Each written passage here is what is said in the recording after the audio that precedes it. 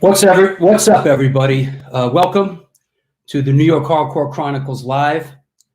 This is Drew Stone, and we appreciate you listening in. Hope you're doing well and surviving the current zombie apocalypse. We're going to talk about a lot of great stuff today. We're going to have some fun. This is the maiden voyage here. So let's jump right into it. We got an hour here.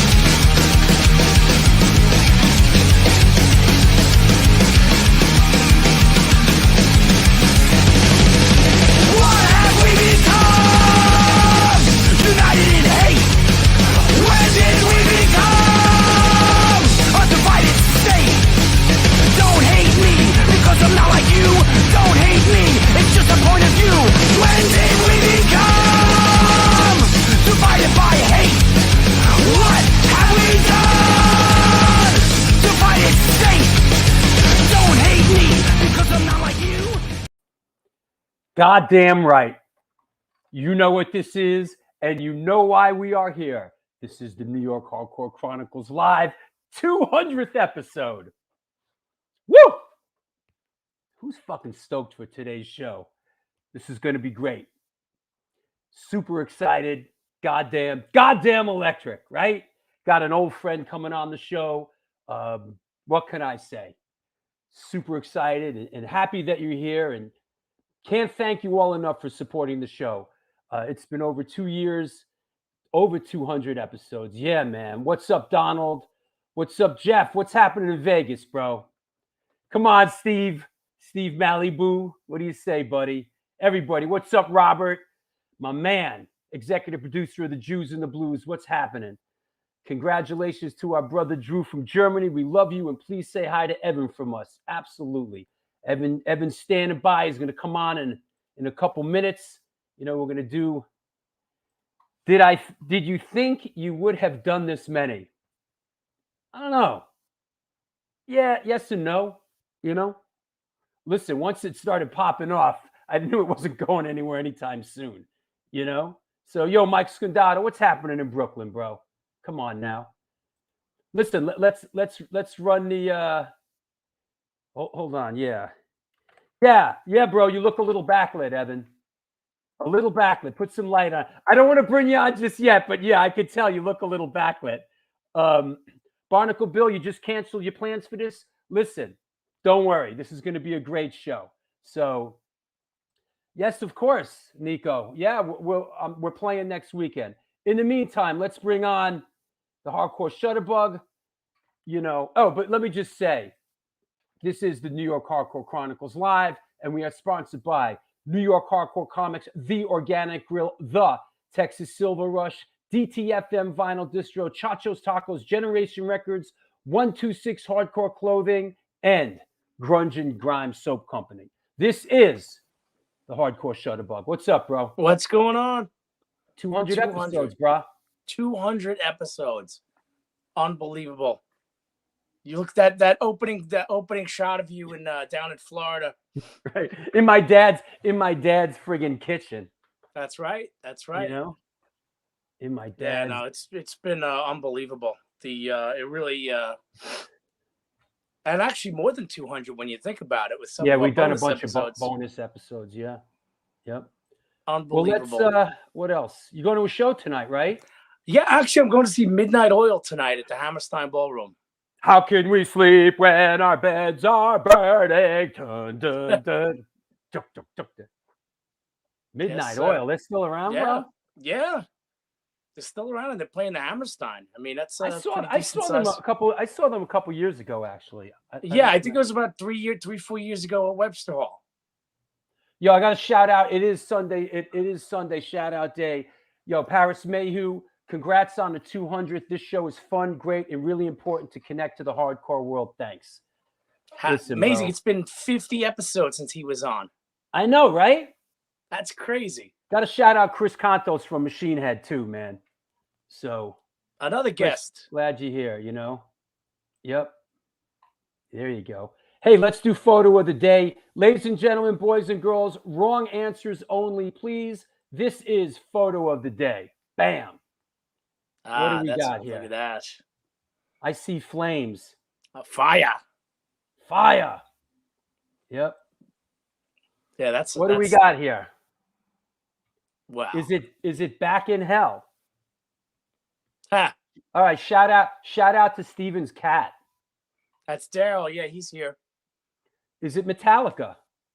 Is it Led Zeppelin? Is it Metallica? Is it good one, Paris? Well, they're coming in fast and furious. Slow down. Is it Fozzy? Paris says. Oh, jeez. Is it the Backstreet Boys? Is it? You know what? Speaking of Rammstein, I was just in Berlin the same time that Rammstein was playing Berlin. Oh, and how did you not go? How about this? Because I don't give a fuck. How does that sound? I love those guys. Dude, I hate music, bro. I know you do. I just want, like, don't make me go see bands, you know. Is it Taylor Swift? Is it Chronicles? Taylor Swift. The Is it Kid Rock? Is it Nickelback? Like Hunchback? Yeah, I like it. This is a tough one. Is it the name on the bass drum is a hint? All right. Here's another clue. Here's another clue just for you. Listen, this is the man right here. Most of you people out there most of you bass players out there couldn't carry this guy's jock strap.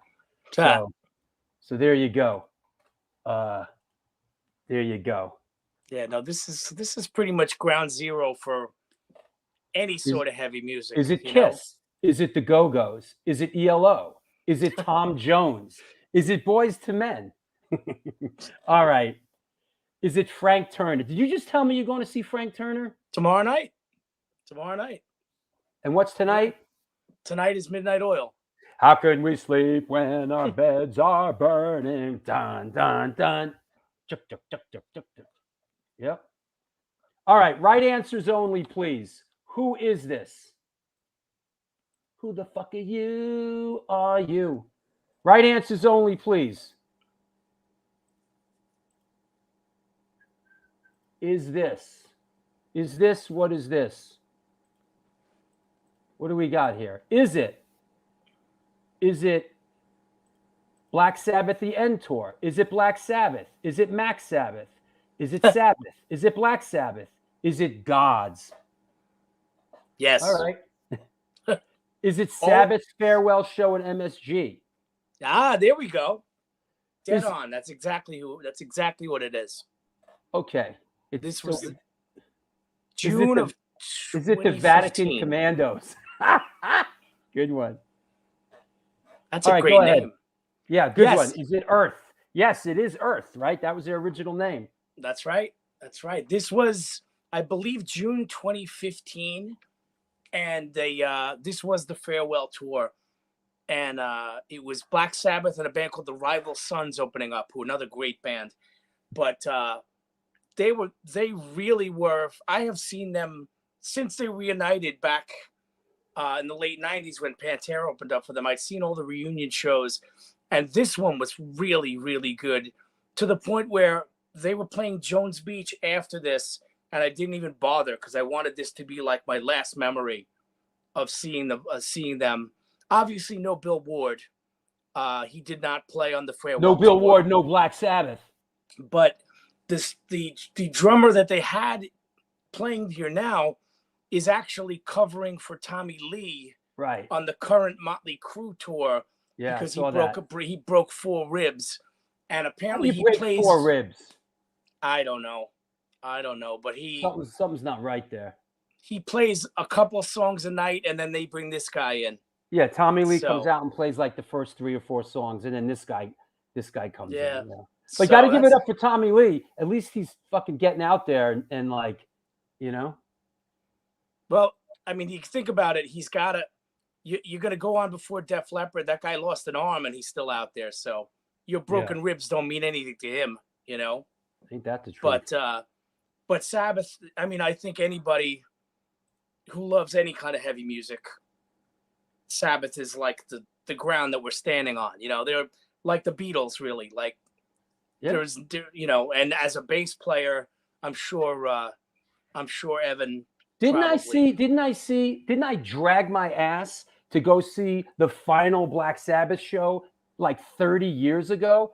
I even think Biohazard might have played with them. It was like it's the last Sabbath show ever. This was like 30 years ago, and they're still at it. Well, no, the one at the reunion show when they reunited with Bill Ward and everything, was the Coliseum. I think it was 97 maybe, and Pantera opened up, and it was Southern Reinventing the Steel hadn't come out yet, so that's around the years that it was.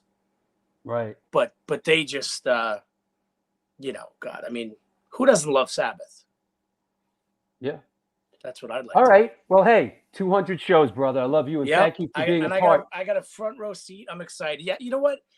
It's really been awesome, and it's been I have to thank you because it's been a great ride. You know, we have so much fun doing it. Yeah. You know, and all the shows I like that people like recognize you and talk to you. Meanwhile, people don't say shit to me. They just sort of glare at me like, it's him, isn't it? Oh, wait, you know what? Here, I know you'll appreciate this. Let's I want to, why can't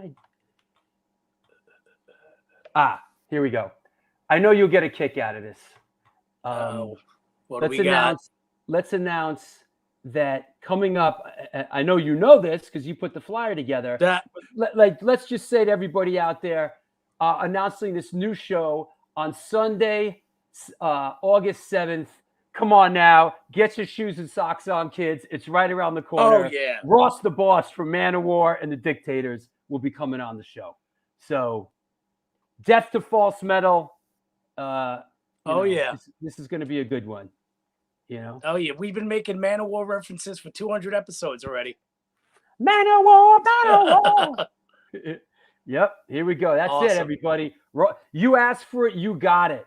By popular demand, Ross the Boss. There we go. Coming on the show. The Loincloth Show. That's right. So get your loincloths on, kids. It's right around the corner.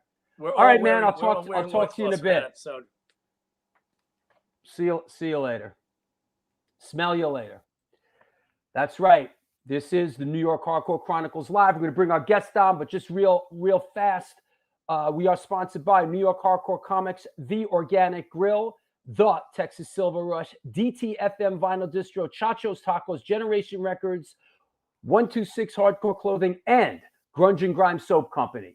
They're a handmade soap and skincare company with a rock and roll spirit based in Nashville, Tennessee. They combine their love for rock music and their love for creating products that are good for your skin and for your soul. Since 2019, they've been creating high-quality, natural handmade soaps and skincare products are ethnically sourced and sustainable ingredients, inspired by the music of the 80s and the 90s, from hair metal to grunge and everything in between.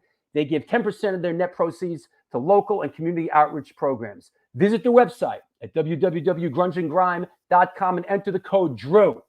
That's DREW for you Neanderthals, and get 20% off your first order. Good for your skin, good for your soul, just like old-time rock and roll Grunge and Grime Soap Company. That said, want to shout out Organic Grill. It's a vegan restaurant located in the West Village of New York City at 133 3rd Avenue, right next to the Blue Note, for you jazz lovers out there like Ray Hogan. Featured in New York Magazine, Veg News, and the New York Times, their dishes have won numerous awards, including Best Goddamn Veggie Burger. They make their own cheeses, sausages, and burger patties, and every dish on their menu could be made gluten-free for all you gluten-free motherfuckers. This year, they're celebrating their 23rd anniversary, and they're all about having a great time while enjoying amazing clean food. They have now fully reopened for business and look forward to seeing you. Get in touch with them. Order some great food at www.theorganicgrill.com. That said, let's bring our guest on. Let me make sure there's no drama going on. Everybody's behaving themselves. Rick Healy hasn't got into the chat room. We're good. Here we go. Let me clear the deck a little bit. Let's do this. Today's guest, is an American musician, actor, and author, and entrepreneur hailing from Canarsie, Brooklyn. As an actor, he's known for his work on the HBO series Oz, the VH1 show Supergroup, and the feature film Angry Dogs. As a musician, he is known for his work with Attica 7, The Spiders, but is best known as the former co-lead vocalist, bassist, and founding member of one of the most influential and far-reaching bands of the 1990s, Goddamn Motherfucking Biohazard. Please welcome, coming at us from Tulum, Mexico, our old friend and running partner, Evan Seinfeld. What a great intro. I should take you around with me everywhere I go. And before I enter, a restaurant or anywhere I walk into, you can do that vaudevillian thing you do. Bro, I love you and I miss you, man. And I'm so glad you're coming you're on the show, man. I love you and I miss you too. I'm coming to you live from the jungle, bro. Really? We are in the jungle. Tell us about where you are and sort of what's the latest since the zombie apocalypse hit, because it looks like you're in paradise, man. Yeah, well, so I live in Tulum, Mexico, which is about 2-hour drive from south of Cancun, on the Yucatan Peninsula and what's known as the Mayan Riviera.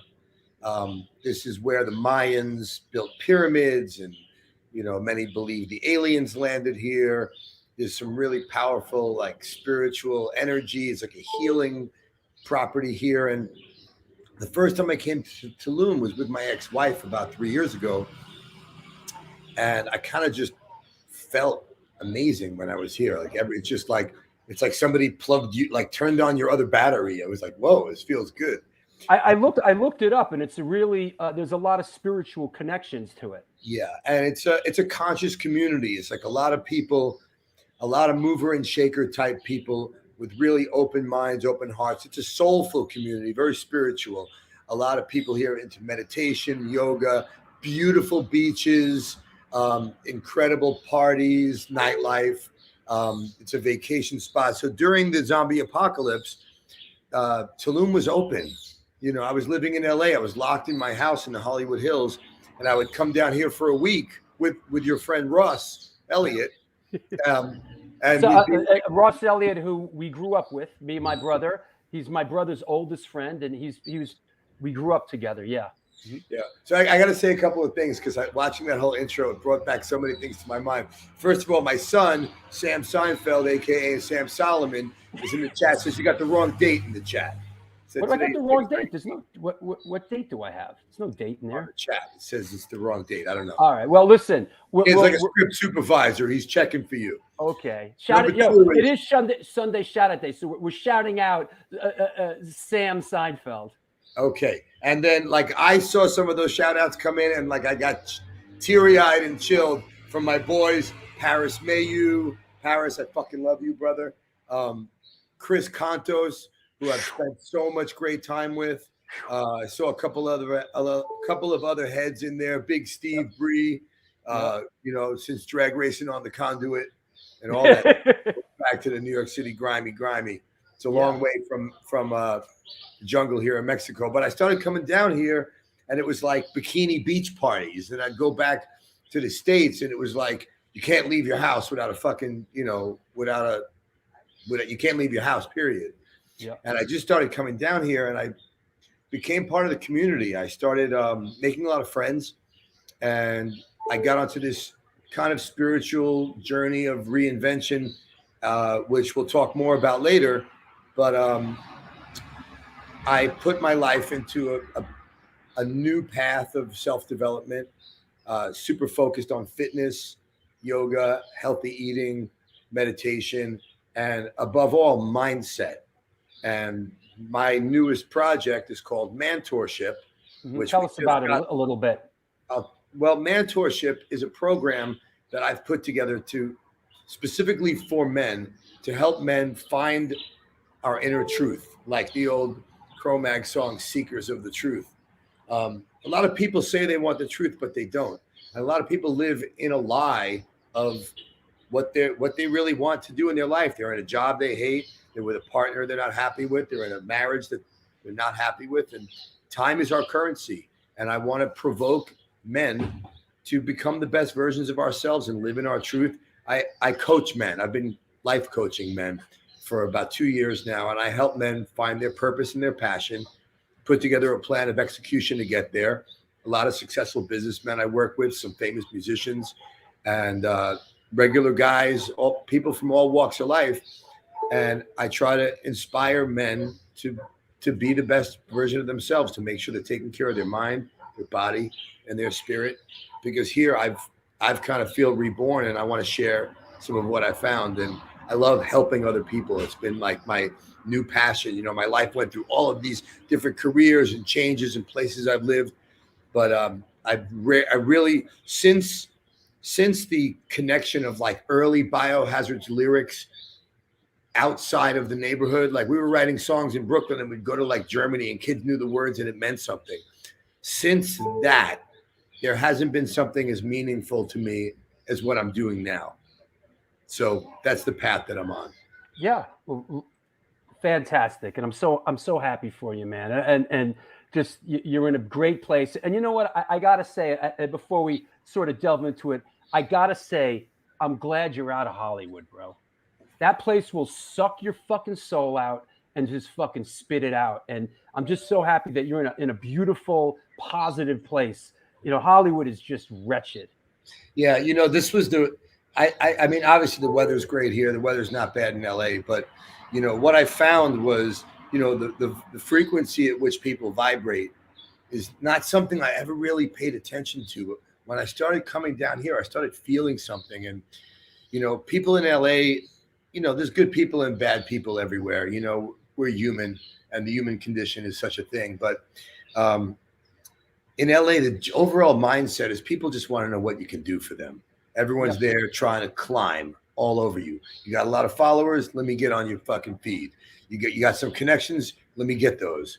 What can I get from you? You got money? I want some of your money. And when I got down here, I started meeting like people that just wanted to be my friend and didn't want anything from me. And I'd never, that was some real shit, Hey, let's jump into a little bit. How did you come up? Did you grow up in a musical household? Okay, so my father, Irish Seinfeld, who's turning 81, who just turned 81, who I still haven't called him a bad son. It's Father's Day. I got to call him. My father played the guitar and sang an acoustic like what you got behind you. Mm-hmm. Kind of a little more campfire-y. My father was a school teacher in Bushwick, Brooklyn. And he had and he ran a summer camp, right? Yeah. So my father was a hard worker. I got my work ethic from my dad. My father used to work from 7 a.m. till 3 o'clock as not only as a social studies teacher, but as the dean and the programmer of Halsey Junior High School in Bushwick, one of the roughest, toughest neighborhoods. And now Bushwick is someplace hipsters with twisty mustaches move to and don't worry about their safety. But in those days, it was lick a shot. Yep. My father would come home with a gun. He took off a 10-year-old kid. So he used to work at school, and then he worked at a Hebrew school because my family's Jewish. He worked at a Hebrew school after school, and then at night he taught at Brooklyn College. And if that wasn't enough, from the last day of school until school started, we used to go to upstate New York. My father ran a summer camp, but my father was very musical. He played guitar, no leads. He played chords, and he sang, Don McLean and Otis Redding and Doc of the Bay and American Pie. Sure. And, he knew some Beatles and some Stones and stuff that I grew up on, Bob Dylan. And my father was like, he would lay out the chord, sing the line, change the chord. Mm-hmm. And I feel like definitely was a positive influence on me. Here's an early shot, which is, oops, what did I do with it? Seems to have lost it. Hold on, let me find it again. Early shot that we've put on before. It's you as a kid and with Alan. Alan from Life Agony lived across the street, right? Yeah, I grew up on Flatland 2nd Street in Canarsie, right off East 108th Street. And if you know where like Starrett City is, which is like the end of the earth, there's just Starrett City wasn't even there when I was a kid. It was just weeds. It was where because Canarsie is Canarsie is the neighborhood that was the true story of Goodfellas. Right.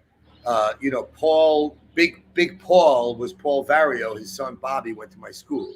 Was in my class. We played football together. So Alan Robert lived directly across the street from me. And this is some kind of Brooklyn 1977 picture from PS 279. Mm-hmm. And he's like the good kid up in the front, and you're like the bad kid in the back. All the way. I was always in the back of the class. When I was a kid, they didn't know what ADHD was. They just told me I was bad. Yeah, right. And by the way, that's my sister in the shot there on the right. Also, I like this. This one's great, and this sort of covers a few aspects of growing up. Love this one. I love. Is the Steelers? Is that the Mean Joe Green '88? No, it's the Lynn Swan. Swan. You couldn't buy like just any jersey. I wanted a Jack Lambert, toothless linebacker shirt, but I love Lynn Swan, and he was so acrobatic, beautiful to watch. The '70s Steeler dynasty. I'm a New York Jets fan, but it was very tough to be a Jets fan as a kid. I wasn't ready to suffer the way I do now, and I jumped on the Steelers. They wore black and they hurt people. I loved it. Yeah. So I was on that Steelers bandwagon, and I played football, junior varsity football at Canarsie High School. and I used to play street ball for the Bayview Buccaneers from Bayview Projects. But the picture that's calling my name is the one on the right. Yeah, everybody's commenting. Ha ha ha! I had that Maiden shirt, Peace of Mind shirt. Hey, is that your phone going off like that? What It's is not that? me. Bing, bing, bing, bing, bing. What is that? Who is that? It's not on my side. There's some birds here. I hear the birds. I don't know what's going off. Tell us. So let me tell you about this picture. So first of all, that's my stoop on Flatland 2nd Street and East 108th Street. Like it's about 2 blocks from Brookline housing projects and about 200 feet from the weeds. And the shirt was acquired in some sort of melee where some bootleggers were selling shirts outside of, like, I don't know, it was the Garden or Nassau Coliseum. We used to go on the train with like 30 guys from Canarsie. And like somebody tried to like rip somebody off of their change, and they got like a Brooklyn beatdown from like 30 little kids. And 30 13-year-olds. Yeah. Like no matter how big and tough you are, you can't fight 30 little kids. Yeah. And I believe we took all his shirts, and that was one of the shirts. But that's the Peace of Mind shirt. And if you notice the tuck, if you notice the depth of the tuck, yeah. and this is like got to be 81. Are those corduroys? No, not corduroys. Those are pinstriped, like bootleg designer jeans from like Caesar's Bay Bazaar from the flea market. But the tuck is deep. There's no belt. The sleeves are cut. And I'm doing my best. I don't know if you can tell, but I'm doing my best to channel my inner Swan of the Warriors. There you go. That movie had just come out, and that's everybody in Brooklyn that I knew wanted to be Swan. Yeah. So I had the hair, and I had I think the pose is kind of there, you know. Yeah, absolutely. 105 64 Flatland 2nd Street represent. You went to John Wilson Junior High School? I went to Public School 279. You know what that is? That's the plug on the computer, the power cord. Okay, I can unplug it until we go dead, brother. No, we don't want to go dead. So we don't want that to happen. So I went to PS 279, kindergarten through grade 6. That was don't even remember the name of my school. Then I went to PS 211, John Wilson Junior High School. Then I went to Canarsie High School. Now, Canarsie, someone just said Canarsie High School's not there anymore. I haven't been to Nothing's there anymore. Everything is like, it's now, they probably cut it up into 5 different charter schools. I don't know. It was a really crazy time when I was in 1982. I was in 10th grade, and I was in the summer. I played junior varsity football before school opened. And then early in the year, like a couple of days into the school year, there was a race riot broke out. And like dudes with like lead pipes and you know, it was some really fucked up shit. And me and my friends who were like multi-ethnic, because if you played sports, you were like in, you know, everybody was black, white, Puerto Rican, Dominican, didn't matter. But, you know, the white Italian kids and the black kids had a thing. And so a riot broke out, and someone came in with a shotgun, and the school was closed. The school got closed for like 2 months. And if you went to Canarsie High School in 1982, you had like a card that the cops couldn't put you in the paddy wagon. They had to give you a pass. They'd be like, "What are you doing in the street?" "I'm Canarsie." They were rezoning the school, and they were putting in the very first metal detectors in the history of a New York City school. So that was my high school experience. But me and my friends got in a lot of trouble because during this race riot, we held a peace protest. We went into the dean's office and we smoked a blunt. And they felt that was punishable somehow. And we were like, this is a peaceful protest. But look at Canarsie. Yeah, 5 smalls. There you go. I kind of called it. So let's get into the music thing. Why did you gravitate to bass? Why bass? And walk us through a little bit your early influences and maybe your first band or two. So I got my first bass from this guy, Timmy Ross, who used to take mescaline and hang upside down for the telephone pole by his legs. That guy. Every neighborhood had that guy. He was famous. He was famous for putting mescaline in his eyelids or something like that. That guy. And I bought, it was a a red Fender Music Master bass, $75. Money I saved up from like combination of like shoveling snow and my paper route and like selling loose joints. And my friend David Cohen was a lefty guitar player, already had a guitar and was figuring out how to play songs. And he was like, inspired me. He's like, yo, I play guitar. You should get a bass and we can learn Black Sabbath songs. That was really the impetus, and Judas Priest songs and Iron Maiden songs. And, you know, we would play shit from like the Cars and the Who and, you know, whatever was good, you know, because my musical upbringing was first classic rock. It was the Doors, the Stones, the Beatles. Sure. My first cassette was the Beatles' Red album. Sure. You know, Jimi Hendrix. You know, we've said on the show many times that like that era growing up in New York City, FM radio was so vibrant, you know, and they had that and at the time that classic rock was just starting to come in. You had like PLJ and shit like that, and it would just be like it would just like Doors, Led Zeppelin, Bad Company, like, you know, it was great. And they would play, you know, there was still that mix of like Motown and classic rock and like, you know, there was the Alan Parsons Project and Foreigner, and then they would also play some disco in there. It was kind of it was kind of there. So and in this era, like Canarsie was divided between the Cougines and the Rockers, and there was a local band in Canarsie. The lines were drawn. Yeah. So anyway, when I first heard Black Sabbath, my mind was blown. And Ozzy's solo record, you know, Blizzard of Oz. And I knew from a young age that I wanted to be a musician. I wanted to be a rock star. I wanted to be up on the stage. My first inspiration was Kiss. I used to cut out of school and come home and make a makeshift Kiss costume with like aluminum foil and garbage bags. And I would get makeup from the Halloween store that I would shoplift from L.H. Martin or one of these, what's the name of that store? I can't remember. It was bigger than life, man. These guys were gods, and this is what I wanted. I wanted to be, I didn't want a quote unquote regular life. You know, I lived in a kind of a blue collar neighborhood, and the only people that were famous were gangsters, you know, and eventually they all went to prison or got killed. So I was like, maybe I could do something different. And here's a rare factoid.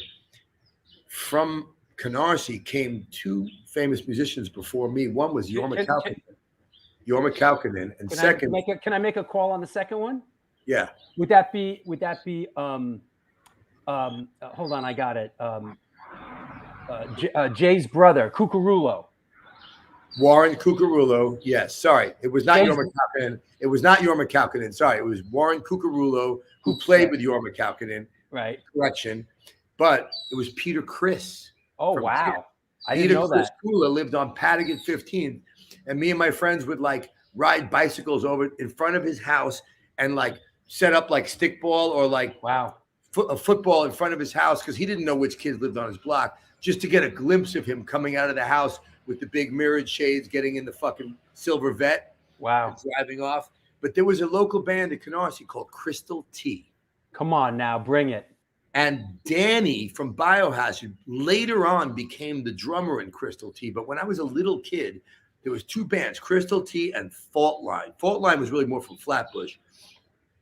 But these were bands who like not only played covers, but they made their own songs. And I was like, wow, this is fucking possible. Like you could write your own song and be great. And like I was a fan. I used to go down to these bands rehearsals and sit there and watch and like absorb how they did things. And let's just insert that, of course, Danny wasn't known as Danny Deluxe back then. He was Joe Blow Jr.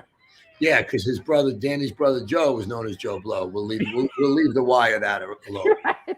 Joe Blow. Hey, just a quick shout out from Astoria Lou says, hey, Evan, shout out to old friend Rick Carl, rest in peace. I know you guys hung way back in Rockaway.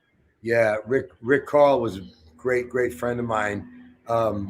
We actually had a hip hop project together, me, Rick, and a guy called Keith Spitz.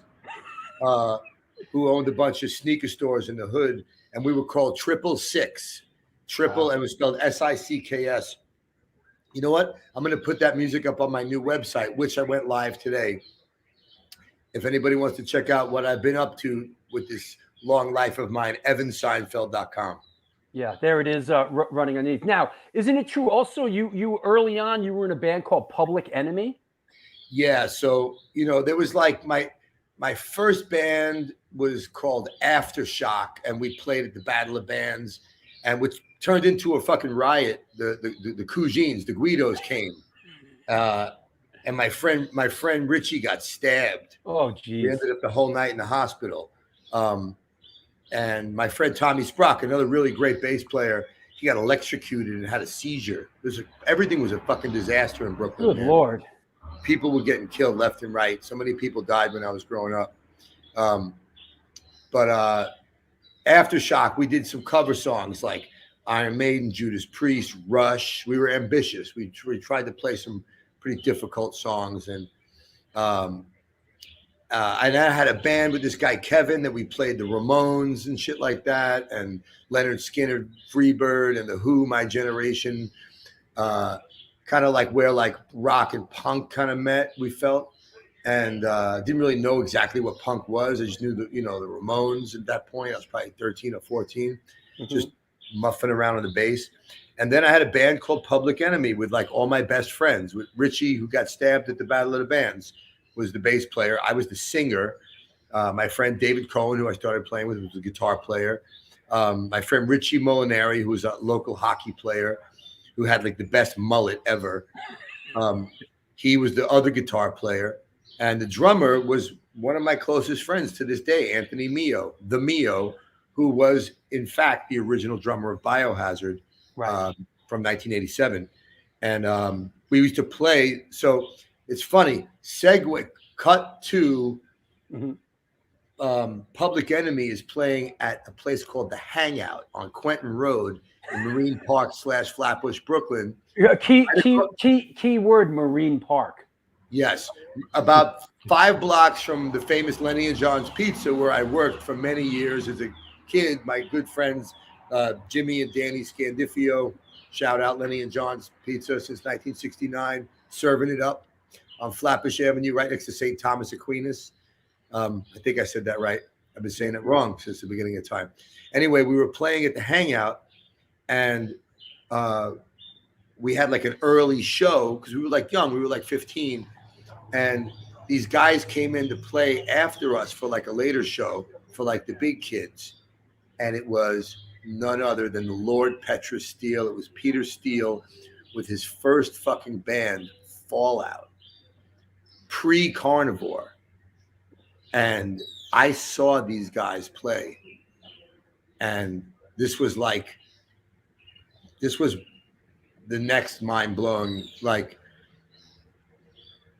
key points in my life. The first time I heard Black Sabbath, the first time I met Pete, I became his roadie, and I started schlepping his gear around, and that lasted for years. Then when it became Carnivore, I was one of the original roadies. Me and Neo were the roadies for Carnivore, and they were like the first band I ever heard that was like tuned down and distorted bass, and he played bass and sang just like Lemmy. And I was like, yeah. Let me segue. Tom Araya from Slayer, and I was like, that's the most badass thing you could do, like play bass and sing. Let's do a segue here.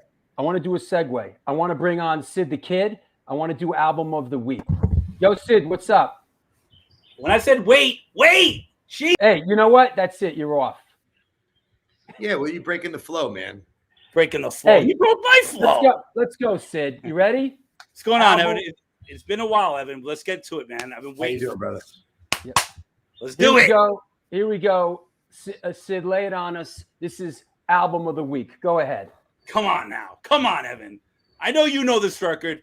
Some of you know it, but today is a monumental show, guys, and today is that one. How can I talk about this without really talking about this? This is Typo Negative's debut release entitled Slow, Deep, and Hard, which was recorded, I believe, in late 1990 into early 91 at System 2 Studios in Brooklyn, New York, released by Roadrunner, and of course, the band produced this themselves. This definitely was the worldwide notice for people out there, even though Carnivore was dead, but was reborn as Typo. And even though there's quite a few Carnivore-inspired style riffs on this, lyrically is definitely more of Typo Negative when you think about it.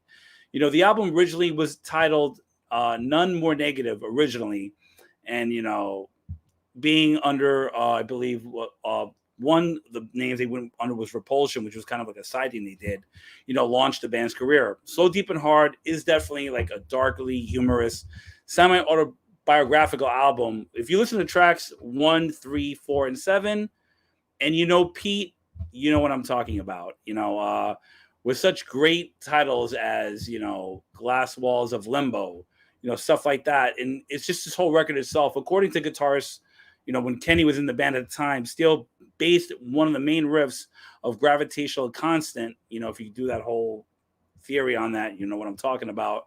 It's basically the theme song from the Munsters. Even when the 30th anniversary for this record came out, they did a whole, reissued it on vinyl. This record for sure, even though it is, again, a Typo Negative record, to me, honestly, it was that third Carnivore record. But of course, people could always argue that. That's interesting. But it was a transition when you think about it, because from then on, after that, it was not Carnivore no more. It was all Typo from then on. Can I chime in here, Yes, guys? please, Evan. Evan. Is this one that First of all, resonates? go back to the album cover. Go back to the album cover. All right. I want to see if you guys even know what you're looking at. I know. I just want to see if everybody else knows. Is this put that in the chat. If you guys know what the album cover is, you can.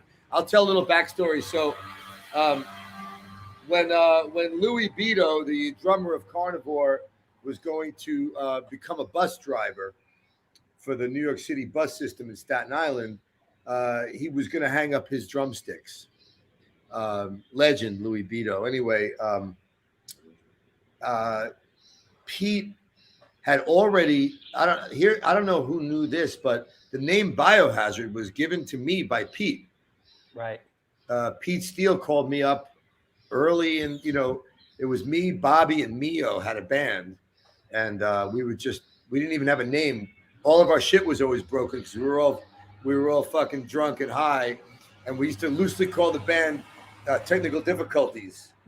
I had a red gym bag full of like busted cables that said that on it, so they were like, call the band that. And one day Pete calls me up, he's like, "Yo, hippie." He called me hippie because I had long hair. He goes, "Get over here." So I go down to East 18th Street between Avenues K and L, where he and Josh lived on the same block. And Pete had this brownstone apartment in the basement. I go downstairs, and he's doing some. He'd taken a shit in his slop sink, and he was acknowledging the stench of human excrement, pushing the shit through the drain. And he said, "You got to see this." And he had a catalog called the Lab Safety Supply Catalog, and it had all of these things to make a hazmat truck and the hazmat suits, like the pandemic type shit. And it all had the fucking Biohazard symbol on it, right? And he goes, "This is the name of your band. It's this symbol." And I was like, "What is it?" It's like, "It's the Biohazard symbol." I go, "Biohazard? That's a sick name." He goes, "No, you're not going to call your band Biohazard. You're just going to be that symbol." like Prince with the glyph. You were just going to be this symbol, right? And I said, "Pete, I don't know how to say, yo, come to the show, Right. So he was a little mad that I used the name and I didn't use, and he told me if I didn't take the name, he was going to use the name for his next band, which was going to be Typo Negative. And I took the name from him. We were best of friends in those days. We were drinking buddies. And Biohazard was born. It was 87. And then Pete started, we were going to make a band together. I was going to play bass in the new Carnivore. And he was going to play guitar and sing, or we were going to get Mark Pio Vanetti, who was in my band from high school, Stranger, who didn't like Carnivore, and I turned him on to Carnivore, and he ended up playing on Retaliation later on. We were going to make after Keith Alexander. Yeah, we were gonna make a band together, and then Biohazard just got busy with our shit, and Pete started Repulsion. And Repulsion was not like a side project. Repulsion was it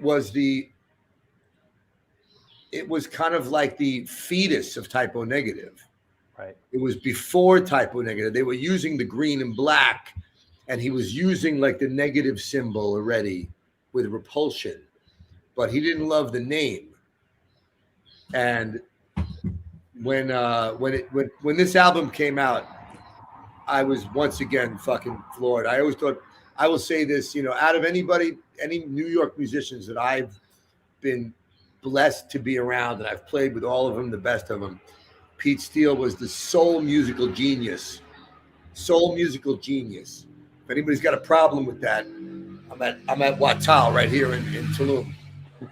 We can scrap over it. There are a lot of great players, a lot of great songwriters. There was one Peter Steele. Well done, Sid. Well, so did anybody guess the answer for the cover at all? Yeah, what's the cover now? What's the cover, Evan? This is an actual close-up of a penetration of a penis going into a vagina, if you look at it. Really? I never knew that. Yeah. It's kind of like, when you're in the site, see your psychologist, like, what does this picture look like to you guys? Oh, my. It's a super close-up. This is like the V. Yeah, what's the V? I don't get it. Those are like those are the labia, Drew. It's going down. The penis is going down into the vagina. You got it? See, okay. If you flip it, then it would make just a little more sense. Okay, I got it. I know the other one, Origin of the Feces, is like a close-up of dude's asshole. So something like that. Yeah. All right, Sid. Hey, thanks, brother. Good work. Definitely. Hey, Evan, thank you for coming on, and definitely mention Negative Night, because that was a very, very integral show that night. We got it. Don't get in front of us. I'll talk to you later. And thank you for being a crucial part of the show, man. Thank you for being you, Drew. Even though you bust my balls. Goodbye. Anyway. It's good that you guys got those matching hats on. Yeah, right. So everybody knows they can get a newspaper for 5 cents. Yeah. How about so Biohazard? When did Biohazard gel? I mean, at what point? So we were a three-piece. It was me, Bobby the Handball, and Mio. And I was out at the Cat Club in New York City, and my friend Danny, who I think was later in the Throbs, says to me, "Yo, I know you're looking for another guitar player for your band."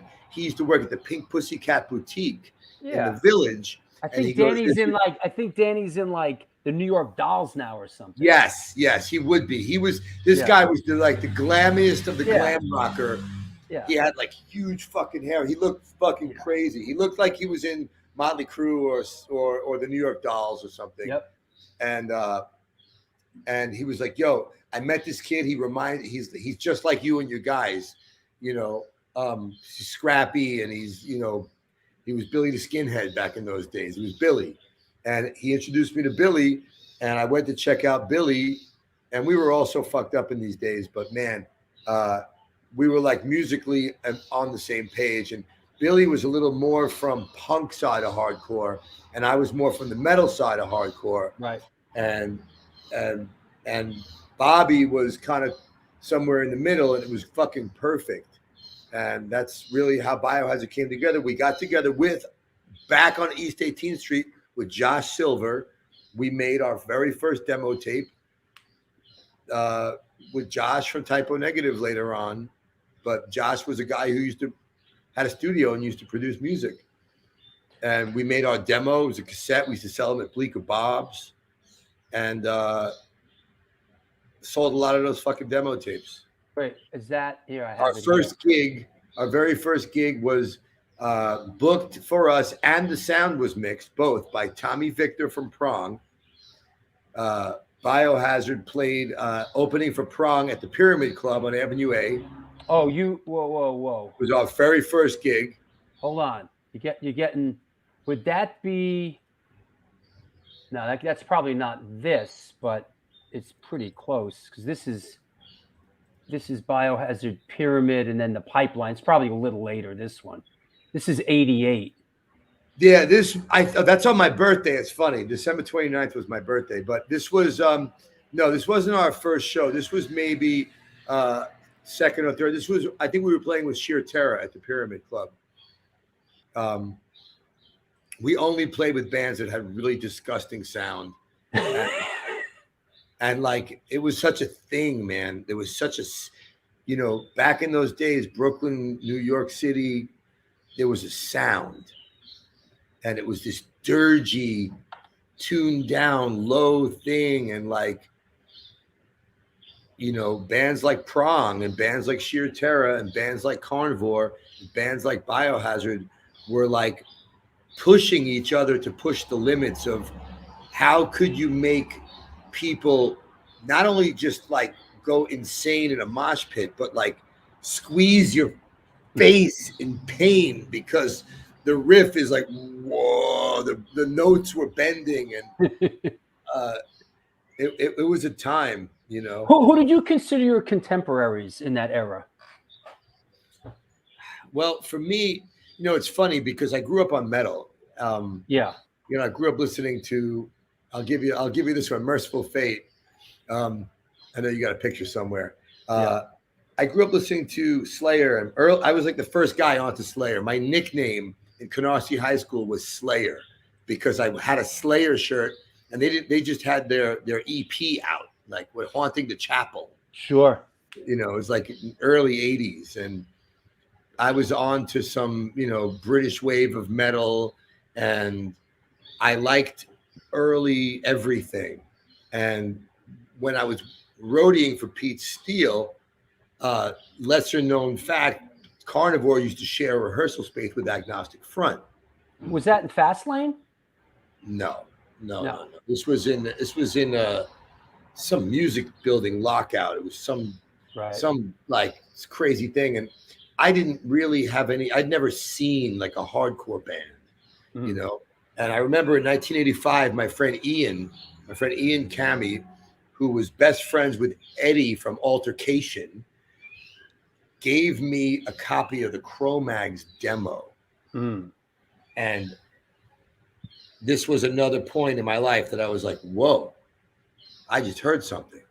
That's different. This is something else. And Ian invited me to go to a hardcore matinee, and I didn't even know what that was. I was like, what do you mean a matinee? Right. You know, mid 80s.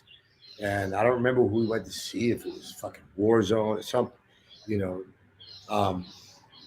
But I remember, because I came from like the rock scene, the metal scene. I used to hang out at Lemore's in Brooklyn, Lemore's East in Queens, Sundance in Long Island. People had long hair, leather jackets, spikes. And now there was guys with like shaved heads and guys with like normal looking guys, but they were fucking moshing and skanking and climbing off the ceiling and stage diving. And that wasn't a thing yet in metal. Metal people like headbanged and, you know, through the horns. And I like to think that Biohazard was part of the fusion of these things. Absolutely. But I remember I went with Pete Steele to go pick up his bass amp from the rehearsal space, and Agnostic Front was there. The original Agnostic Front was in the room, like playing like with time, like Victim in Pain, like hell yeah.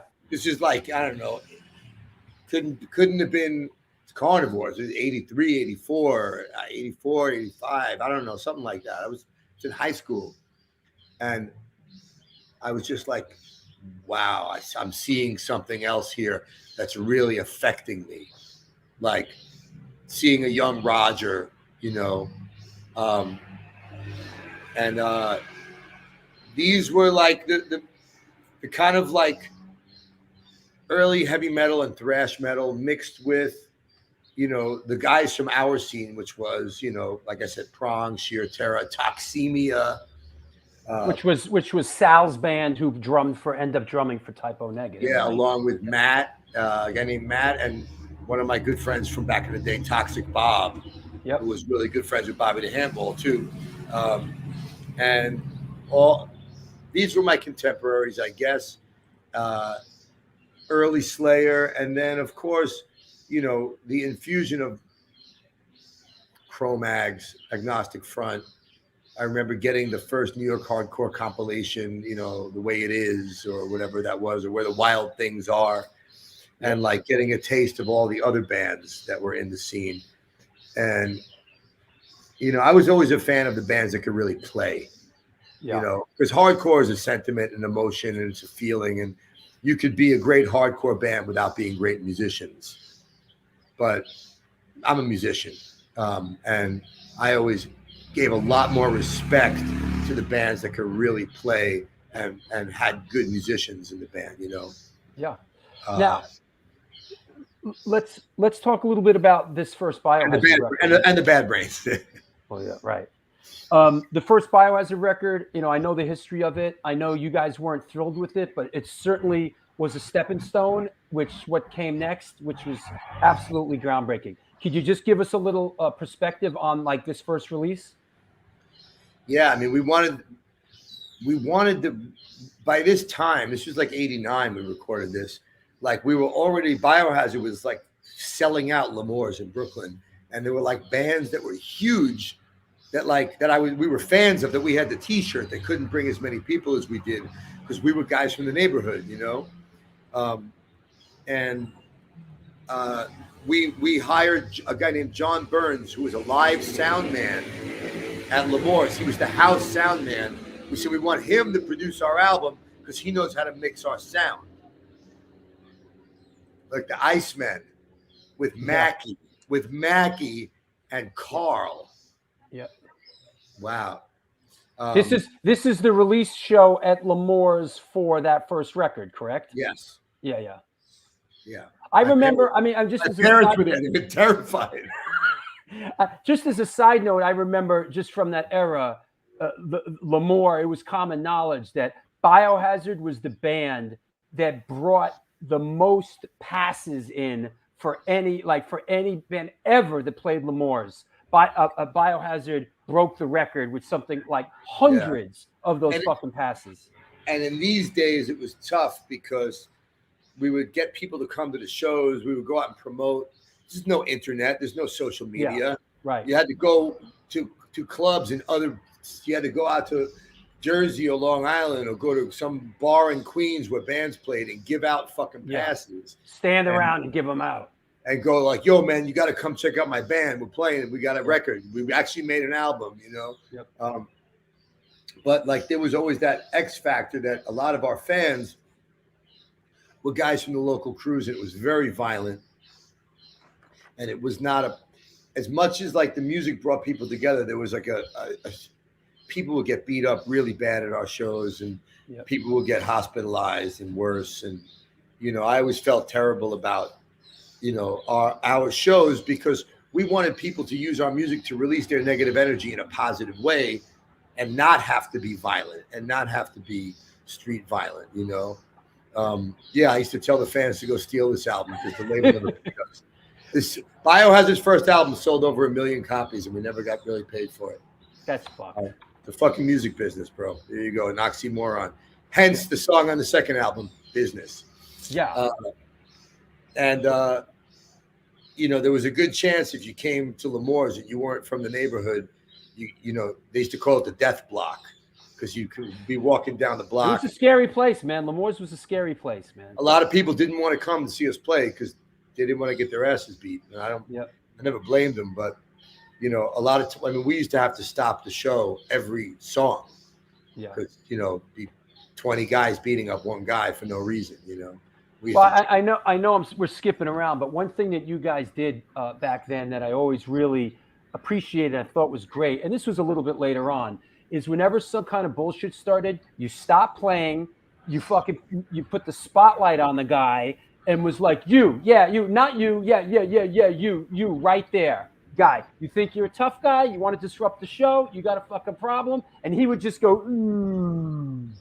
And like, I used to love that about you guys, that you would just call these people out that would just come to shows to just be disruptive. And you know what? Sometimes we had to stoop to their level and fucking fight these people all the time. Yep. You know, back in the early touring days, we were on tour with Sick of It All and Biohazard, and touring around America with Sheer Terror, and actually O Negative was on, and a bunch of like Nazi skinheads would come to the shows and start fucking hitting people and hurting people, and we would end up fighting against people who bought tickets to come to our shows, who were like fucking Nazi asshole kids with swastikas on their shirts and shit. And it was a crazy time in the world, you know, a lot of confused ass people.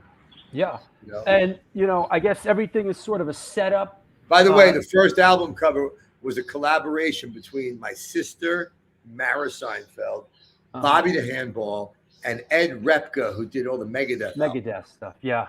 We've talked about him. Yeah. Ed Repka, Circle Jerks, Megadeth, and which is all sort of a lead in a way to Urban Discipline, which was absolutely influential and groundbreaking record. We could do a whole we could do 3 hours on talking about this record and everything that came out of this record and how far-reaching, influence. I mean, and the music, the videos that we did, that Paris directed and I produced for Punishment and Shades of Grey and all that. Can you give us any perspective on this release? You know, I always think a band's second album is really important, because your first album is kind of like a culmination of like all your early ideas and your demos, and you had never, when you make your first album, you'd never made an album before. Right. But we had a lot of success on that first album. We toured the world. We went to Europe and opened up for Mucky Pup, and then we went to Europe and in America we played with Creator, and we played our own fucking shows. And we were touring together with Wargasm from Boston. Sure. And on the East Coast, we would go up and down. We'd go up to Boston and play with Slapshot, and we'd go down to DC and play with whoever was cool there. And, you know, we'd play with all the New York bands. You know, we'd play with, you know, the New York Hoods and Absolution and Burn and Breakdown and Warzone and, you know, Killing Time. And it was like, when you get to make your second album, you're like, now I know what an album is. And I know like what I'm trying to say. Like, we want an album to be like a cohesive body of work. We wanted it to be like a singular idea, because we realized that it was real and that people cared. So I think when we made our first album, we didn't realize how big the band was going to be, and that it was bigger than we were, if that makes any sense. So when we made Urban Discipline, it was like we had a responsibility to do something bigger than life. And we wanted it to sound raw and grimy, but we wanted it to sound like thick. So we enlisted Wharton Tears, who had produced the first Helmet album. And we recorded it down somewhere in Lower East Side in his basement on 16-track 1-inch fucking tape. which to this day is our best sounding album to this day, because go figure. Machine. It's like the fucking low end. And this picture is taken by it's funny, you know, we're Brooklyn guys, but the picture is taken by some Queens Wall of Fame. It's kind of over where we shot the Punishment video. Yeah. It's right there where we shot. It's right where we shot part of the Punishment video. Yeah. Yep. In those days, it was very sensible to have a flannel shirt with the sleeves cut off. Yeah, and of course, you know, Billy representing with the Brooklyn jersey, Danny, you know, with the long hair. You know, it's great. Bobby's got the full-on the POW MIA beret. Right. Bobby was in those days, like, you know, to this day, Bobby's so fucking real. He's like, you know, Bobby's very, very, very strong in his beliefs and what he supports. And, you know, Bobby's father was a Vietnam vet. Yeah. Bobby was right away with the POW MIA on his guitar and the fucking Special Forces beret, like, fucking let's go. Yep. And then, you know, a big part of it too, we got to do a deep dive, is when we did the punishment video, which I do want to throw in that it was the most played video on Headbangers Ball, and history. Number two was November Rain by Guns N' Roses. And I gotta say, shout out to Ricky Rackman. Shout out to Ricky Rackman. Do you know that the MTV had a programming department that would pick all the videos and all the songs, and Ricky used to get to pick one per fucking show, and he would pick hours every show. Every time.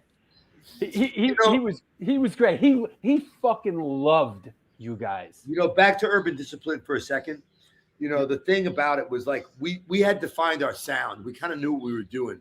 We knew about the riffs. We knew how the fast part would break down. We knew how the slow part would go. We knew how to arrange and structure a song, and everybody was coming into their own. You know, Billy was now the fucking screamer, and I was the one who like sang the melodic part or rapped, and you know, Bobby was playing the fucking solos, and he had his fucking sound together, and you know, and Danny was not only fucking drums. Danny was not only probably the best musician in the band, but Danny was also writing songs too. Yeah. And I remember lyrically, like I was really into hip hop in these days, the early 90s, 91, 92. I loved Public Enemy, and hip hop, rap music was about street life in those days. It wasn't about like, look, I got diamonds. Nobody fucking wore diamonds. Some Jay-Z shit. You know, it was about fucking grimy life on the subway, and you know, whether you were gonna get robbed or rob somebody. You know, and I remember Biohazard. This was like the thing because we sounded like a metal band or a hardcore band, but the lyrics were about the street. You know, it was kind of inspired somewhere between, you know, hip hop and the Age of Quarrel Cro-Mags record. You know, and we knew what we wanted to say. You know, the message was, you know, these were our streets. Warriors come out and play kind of shit, you know? Yeah. You guys definitely caught your stride. That was a great record. Another one, I don't know if you remember this incident here. This is we're shooting the Shades of Grey video here. Actually, it's more because I see Onyx guys, but this was basically the same day, you know, when we did the Shades of Grey video, and that was a great. Yeah, that's the Academy in New York. This was a normal thing. Yeah, it was like I always felt somebody would give me one of these pictures, and I always felt like it was, where's Waldo? How do you find the guys in the band? Yeah. If you look, there's somebody on top of the crowd, like crowd surfing on the stage. Yeah, that's Rat Bones, and you know what? He wants to say hi. What's up, Rat Bones? What's up, Evan? Oh, shit. Yo, I had shades on today. You know what I'm saying? Dealing with the big dog kid. Yo, Evan, I just want to say something before we get any rolling. That I'm honored to be a friend of yours for so long. It was really cool to hear how you like would go to a band's practice and like idolize somebody else like that when you know, we'd already been in the game so long. You did for metal and hardcore kind of what SOD did in the 80s and broke it. And then it was like you were our Slayer or Metallica for the people who really got where you were coming from and lived that life on the streets and everything. You really did something, you know. Nothing happens by accident, you know. That combination of you four guys did something magical, you know. So thank you for that, man. Wow, Rappo, thanks, bro. You're getting me all jerked up over here. You're bringing back many memories. You know, like, you know, we really care about this shit, and like, I'll never forget the time it seems corny now. You were playing Fast Lane. I brought you a Punisher poster, and then like 15 years later, you were like, "Yo, Rat Bones, we kept that up in the studio. We had that Punisher thing for years and years." Like. That's real shit, you know. That's where I met you, bro. I met you that day in the bowling alley next door to Fast Lane. That's the first time I met you. That was 30 fucking years ago already. Yep. It's amazing we're all still alive. And you guys are going so deep. I don't want to distract the show and take it off the rails, but I want to say the other cool thing that happened was when I was locked up in Rikers, because of that video being on Beavis and Butthead, like I'd get the TV sometime from the home, right? Look, real talk. I'd get the TV some days and they'd be like playing Marilyn Manson and they'd be like, yo, shut all that devil shit off, white boy, what you doing? And then that would come on and I would just lie and say I was in the part. But on the Beavis and Butthead, we're actually on. So the homies was like, oh, what? You know Onyx and Biohazard and all that. Rappo's got some Rikers Island cred because of they was like, oh, that's cool. That's your homies and they can't get you out and everything. Yo, yeah, you're not the first guy who told me that he got some cred on the Rock from being friends with us. Happy Father's Day to all the fathers out there, the fathers that have their children. God bless all you guys, man, out there. Happy 100th episode. I love that you are here giving it to us like this, Evan. You guys have gone really deep today, man. It's really thanks, Rat, and thanks for being a part of the show, bro. Hey, I love it. Waka waka waka.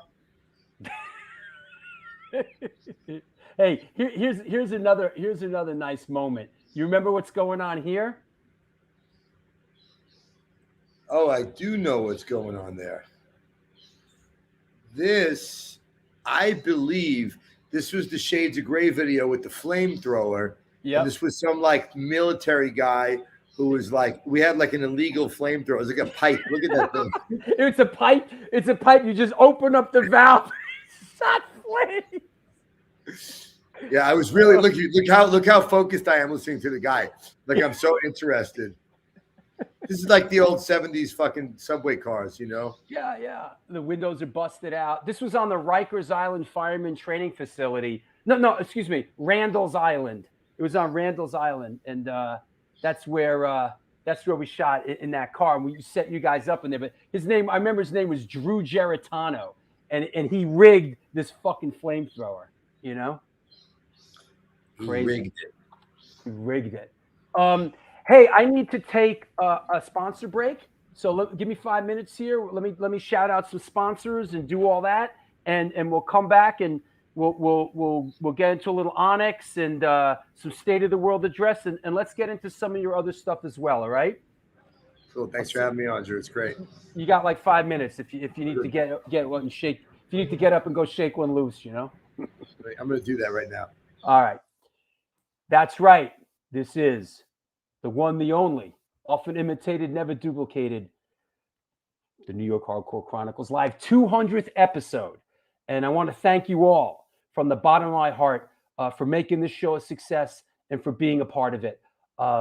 Also want to shout out the sponsors who enable this thing to happen. I'm talking about New York Hardcore Comics, The Organic Grill, the Texas Silver Rush, DTFM Vinyl Distro, Generation Records, 126 Hardcore Clothing, Grunge and Grime Soap Company, and Chacho's Tacos, located in Corpus Christi, Texas.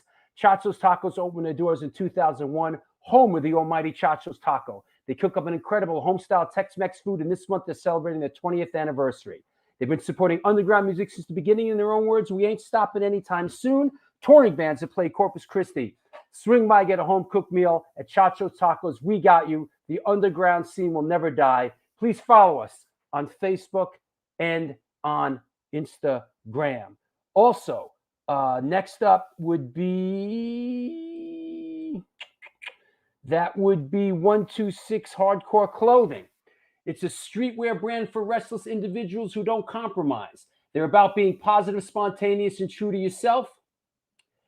For years, they experimented with several printing methods and materials and collaborated with a large number of designers and illustrators, always giving room for fresh perspectives while retaining the hardcore attitude. Get in touch with them, ramp up your game at www.126hardcoreclothing.com. Come on now, the Texas Silver Rush is a jewelry design firm and boutique store located in the birthplace of the Texas country music scene in Fredericksburg, Texas. They specialize in working with musicians in all music genres to design and create unique one-off pieces, as well as style them for stage, album covers, promo photos, and social media exposure. That client list includes Rock and Roll Hall of Famers Greg Riley, Ringo Starr, and of course, Agnostic Front. Information and online sales are being taken at their Facebook and Instagram pages, and of course, www.thetexassilverrush.com. Last but not least, DTFM Vinyl Distro is a record store that specializes in underground music, punk, ska, hardcore metal, and more, located in the heart of Fargo, North Dakota's industrial district. Shop in person or online at www.dtfmvinyldistro.com, where the motto is death to false metal. That said, I know there's a couple people out there wondering, fucking love this show. And how could I support this show? Funny you should ask. This show needs your support. There is a Patreon page. Please support the show on Patreon. There's a $2 tier, a $5 tier. We put exclusive content up there. We do the walking tour. It's free for you. Also, the book is free for you. If you're a patron on Patreon and you don't have the book, drop me a line. We'll get you the book. Please support the show. This is important stuff. We want to be able to keep it going. And I want to thank my latest patrons, Philip Herman, Terrence Cullinade, and Adam. Welcome aboard. Lots of great stuff coming up. Also, there is a PayPal address on there. If you want to make a donation, man, we could use it. Thank you. The wrist rest. Yeah, it's true. I'm rocking the wrist rest. I give you the other angle and the chat room blows up, right? Please support the show. That's all I could say. Times have changed. The show really needs your support. There's also a super chat. If you want to do a super chat, it's a couple bucks. It's a great way to support the show. When we do questions from around the world, it comes through in color, and we'll put it right up to the front. I know you're wondering about the book. If you're new to this, let me say that the book is available at www.stonefilmsnyc.com. It's the New York Hardcore Chronicles Volume 1, 1980 to 1989, a flyer oral history. It's great. You will love it. Pick it up at www.stonefilmsnyc.com. Right. So there's the PayPal. I know somebody came on board when the show started. Who? Let me see who that is, because I want to shout him out. Is that you, Johanna? Is that Johanna? Welcome, Johanna, my latest patron, our latest supporter of the show. Thank you so much. This is one of Hoya's shirts. Yep. So there you go. Wanna also mention there's a coming up this Sunday at the Bowery Electric. It is the Back to the New York Hardcore Roots. New York Hardcore Chronicles presents the Back to the New York Hardcore Roots series. This Sunday, it's on. Come on. It is free and it is all ages. Get your ass down there. This is a banger. Spike Polite and Sewage, Blackout Shoppers, Incendiary Device. It is our debut show. Inhuman Reunion and Sworn Enemy. Come on. Get your ass down here. Sunday, June 26th. It's my birthday show as well. This is going to be a banger. Sworn Enemy's playing a free Sunday matinee. Everybody's excited. Don't be shy. Rampage Mosh Crew represent. It's going to be, yes, and it is my birthday show. And yes, Marla, thank you. Please support the show. We want to keep this thing going. I also want to mention, where is...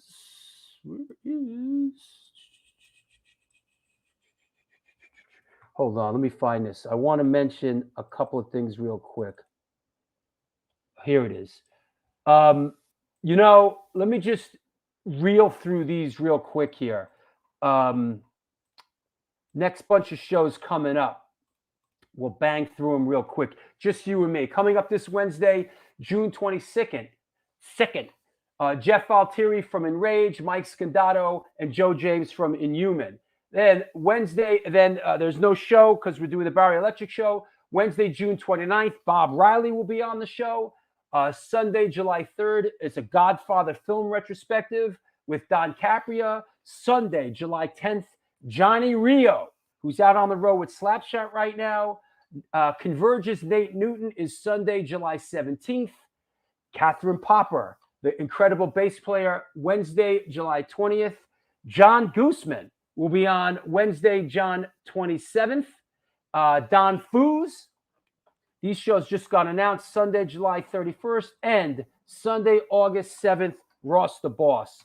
So, yeah, there's a lot going on. And, yeah, Marla, we're coming out to Portland to play Crash Fest Incendiary Device. That said, yeah, Chris Contos, yeah. My actual birthday's the 28th. But, yes, you're a Cancer. Good. And just as another quick, so this Sunday, just to reiterate, it is Incendiary Device IK. It is our debut show. Come on down. Yes, Mike Scandato, Inhuman is coming, and they're doing a reunion. This is going to be Off the Hook coming up this Sunday. I want to shout out my girlfriend Rochelle, whose birthday's coming up on Tuesday. Yes, I love you, and I look forward to seeing you later tonight. You light up my world.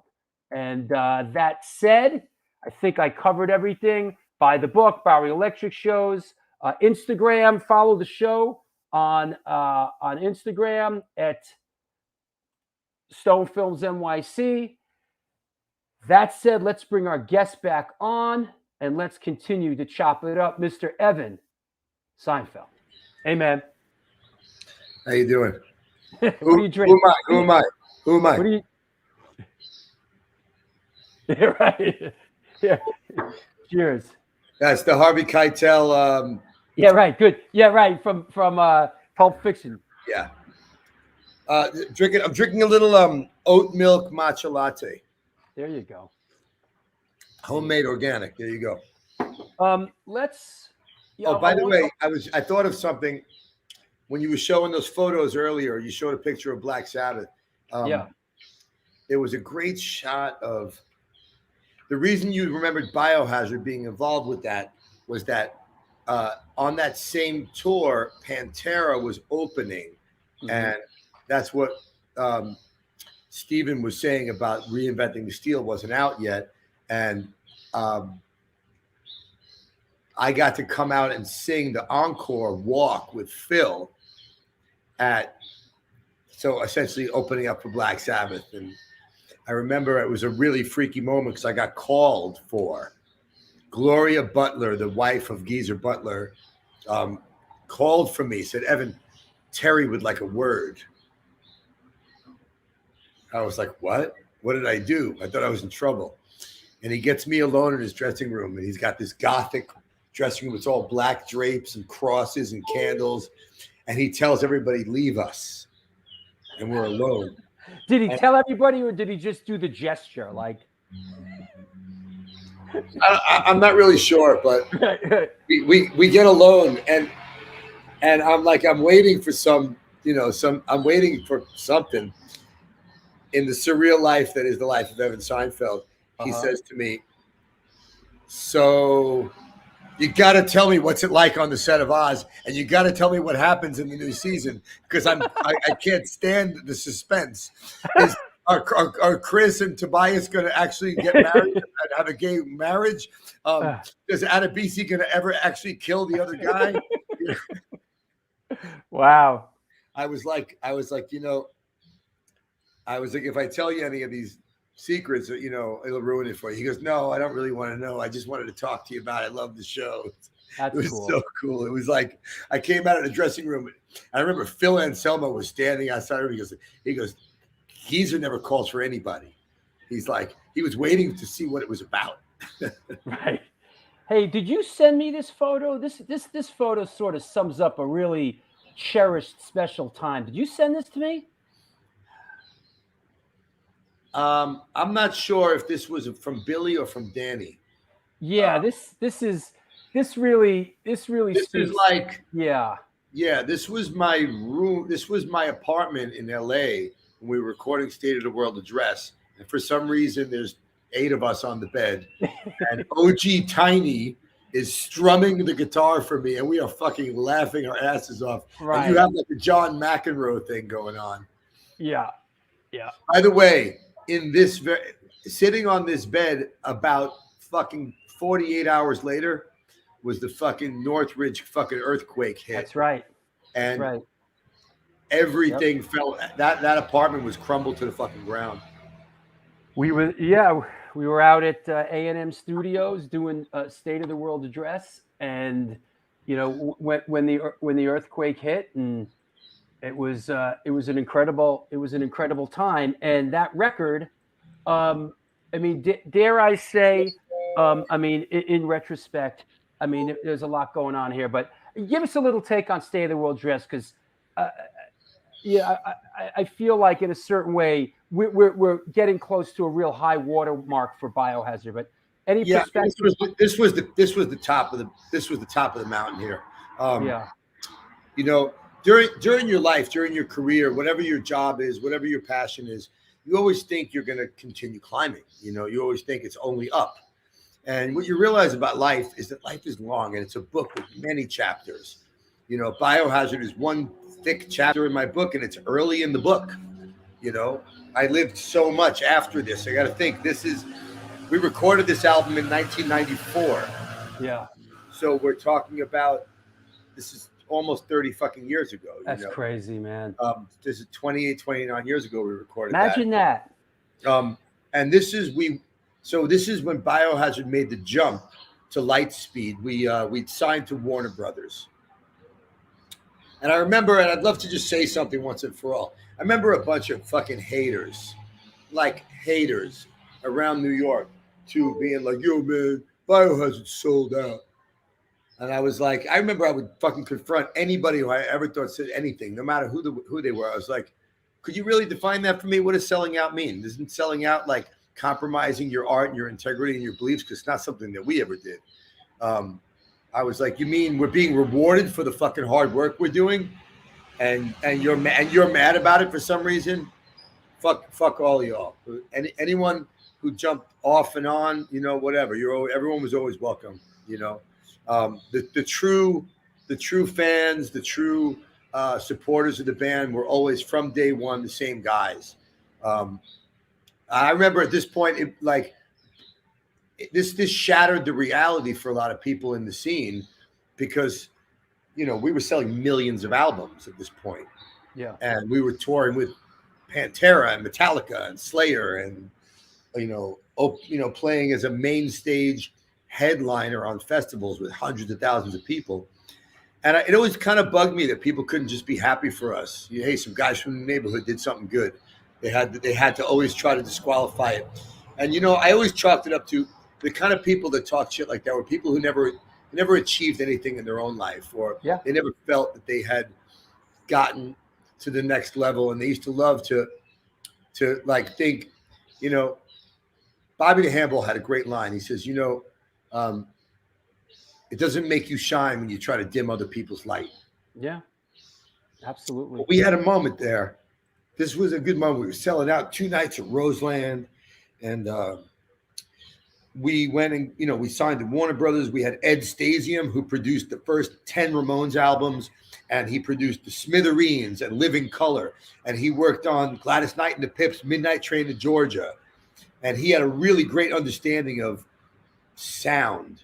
And we went to A&M Studios, and I remember the Rolling Stones came in my fucking studio. Me and Bobby were fucking sitting there, and fucking Keith and Mick came walking in, and they were like, so you are the lads who've taken over the best room in A&M studio. we're ever so impatiently waiting for you guys to finish your record, you know? And I remember just everything seeming bigger than life, you know? It was a great time, man. It was a time, you know, like we'd be sitting in the studio and David Lee Roth from Van Halen would come walking in and being like, hey man, I wanted to check out the Biohazard guys, see how it was going in here. You know, fucking, you know, Motley Crue would come. Motley Crue was next door, and Tommy Lee would come in with the Polaroids and be like, look what we were doing last night. We were like, ah. Yeah, it was a good time, man. It was a good time because, like, I felt like we were representing something different in hard rock and heavy metal. We were New York guys. We were guys from the street corner, you know, and we were like, I don't know. We had this kind of other aesthetic, you know. We didn't headbang. We danced around and mosh pitted, and you know we were jumping up and down, and we were taking the mosh pit global. We were going to third world countries, and I would get off the stage with a microphone and say, "This is how you do it. Don't hurt each other. You catch each other." And we were like teaching kids to emulate what was happening at fucking CBGB's, you know. And it was exciting, but it was recognized. It was like dudes from bands that became Papa Roach and Linkin Park and Korn and Limp Bizkit would show up at the studio. Dudes, you know, Guns N' Roses would roll into the studio and be like, "Hey, man, we wanted to check you guys out. We heard you guys are fucking cool, man." We would always be like this because we were fucking fans. We were music fans, you know, and we weren't from California where you see, you know, rock stars walking around. We were like, yo, I can't believe that shit, you know. I remember the Guns N' Roses. I remember the Guns N' Roses guys coming into the control room when you were doing the record, and like you playing them tracks from State of the World's Address, you know, and we were just like, wow. You know, it was always like, you know, as much as we, you know, felt that we worked hard and deserved what we got, it always felt like a dream. And like, I remember we would sometimes get off the airplane in Argentina and there'd be like 200 kids there with flags and banners. And we would be like, me and Bobby would always be like, yo, I think somebody really famous is here. Maybe we should like hang back and not go through security. Cause maybe we'll get to meet Metallica or something. And we would get closer to the group and there would be like Biohazard shit they're holding up. And we'd be like, get the fuck out of here. Like that scene in Young Frankenstein where he goes, "Hi, handsome." And you look around, it's like, who are you talking to, right? I mean, yeah, it was like we had a lot of pinch ourselves moment. And another thing, Stephen mentioned Midnight Oil. I remember Biohazard co-headlined Grass Pop in Belgium with Midnight Oil. And I remember like our fans, they were really worried that our fans were going to like beat up the Midnight Oil fans in Belgium. Like, because in Belgium we had a crew, you know? Yeah. The Brussels posse, you know? Brussels posse was there with the Antwerp guys. And you know, I remember they ended up, we ended up deciding to put them on after us so our fans could leave. Because that was the thing. Like, if you supported some band out of respect for the band, you would leave before the headliner to show people how dope the band was, like in force, you know? Yeah, absolutely. Hey, I got a clip from that era, a quick clip, and it's in. Let me clear the. Let's go to the videotape. Let's go to the videotape. Let me see if this is it. I hope this is it. If not, it's the other one. No, that's not it. It's this one. This is it. Last time. This is the one. This is the only one we're doing. It's this one. Again, same way. Everybody come with your hands up. Do it. Lords of Flatbush. Ready? Here we go. 1, 2, 3, 4. Let me get some. Let me get a lump sum. Let me get some.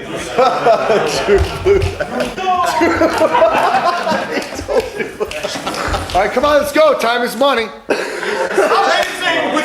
I appreciate this, man. Let's go. Fucks it up for everybody all the time. Let's go. Okay, settle down. Simmer down, man. Stay with home, right? Pipe down. Shh. 2, 3, 4. Let me get some. Let me get a lump sum. Let me get some. Let me get a lump sum. Let me get some. Let me get a lump sum. Let me get some. Let me get a lump sum. Let me get some. Let me get a lump sum. Let me get a little under my skin. I love to feel the hot vibrations of the gun. It's a wonderful sensation. Give me colors, give me shades of gray. Make it nice, so take it to the grave. My love for art was deeper than my skin, so designed to see it. Or a reflection of within. It's not some kind of trip, some fashion statement. My body is mine, and I have the right to change its appearance. And it's like giving it crack, and I have another. So let the hate be attacked. Make the lines big, make the lines big. So let me get a little under my skin. Let me get some, let me get a lump sum. Let me get some, let me get a lump sum. Let me get some, let me get a lump sum. Let me get some, let me get a lump sum. Peace out. What time is it? You gotta love. So Bobby the Handball was a poet, man.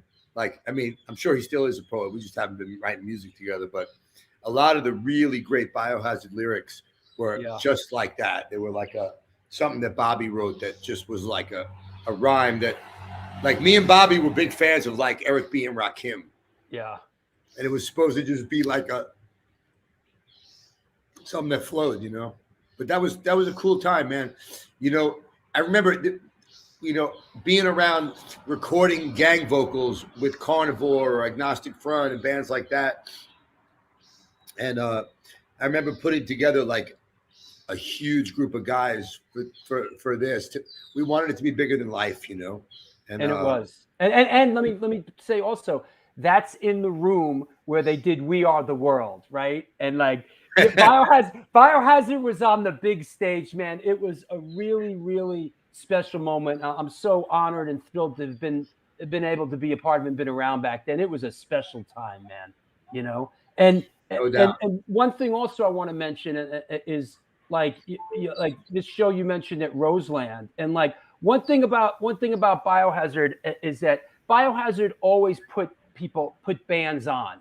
And, you know, you put me on early on, but you always looked out, you know, for a lot of New York bands. And I mean, look at this incredible lineup.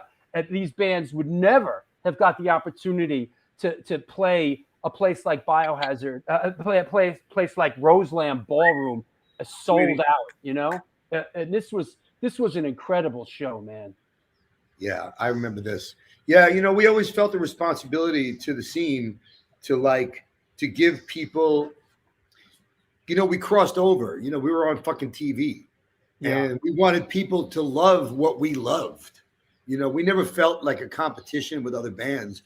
We were like I remember telling my friends who flew in from Cali, like, yo, you got to see Madball, you know, like this was, you know, this was early, you know. This was early. This was like 94 or something, right? Yeah, yeah. You know, only $10.50 tickets in advance. Imagine that, right? You know, we did another Roseland after this. I want to the one with House of Pain. No, that was House of Pain was Palladium, right? We did a House of Pain, Korn, Biohazard, Gravediggers. Right. Wu-Tang Clan represent. Can I get a woo? Act like come on through. Sue. Yeah. No, we did another time. We decided to do 2 nights at Roseland with a $5 ticket. Right. And I remember we didn't make any money. At the end of the thing, like, okay, and I want to give a shout out right now to the guy who helped us put this all together was Scott Koenig, R.I.P. to the King from King Recordings, to Big Scott. Scott was the manager of Biohazard he was the manager of Record, you know, for all the important stuff we did. And Scott passed recently, and but I remember Scott calling me up going, sick as shit, I don't know how you guys did it, but you sold out 2 nights at Roseland and you lost money. Yeah. And I used to tell him, and you know who always understood? Russell and Leor, because we were managed by Rush Artist Management, which I don't know if people know this. This was Def Jam Records management company. They managed Run DMC, Public Enemy, Grand Poobah, Big Daddy Kane, Eric B. and Rakim, and Biohazard. And early on they managed the Beastie Boys, but Russell would be like, yo, fuck that making money. You guys made cool. Yeah. You know? I felt like it was important to do shit because you remember that.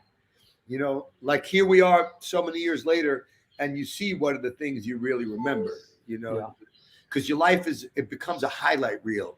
You know, I'm going to be 55 years old this year, and like I'm in a great place in my life. I'm in a great headspace. You know, I'm in great physical shape right now, and I've been up and down. I've been fat. I've been out of shape. I've been sick. I had health problems in my life. I had legal problems in my life. I've been up and down fucking 10 times, you know, and the more time you have in life, the more you realize, you know, it's about focusing on the good. You know, mindset and perspective is everything. You know, you could have the same life and you can go through it miserable and wanting and full of attachment, or you could go through life full of gratitude and peace in your heart. You know, I wasn't always here. It took me a long time to get through here. You know, I started coming to Tulum. Like I said, 3 years ago, and I've kind of been reborn here a little bit. And I don't know if I'll always live here, but this was because nothing in life is permanent. It's what you realize when you get older.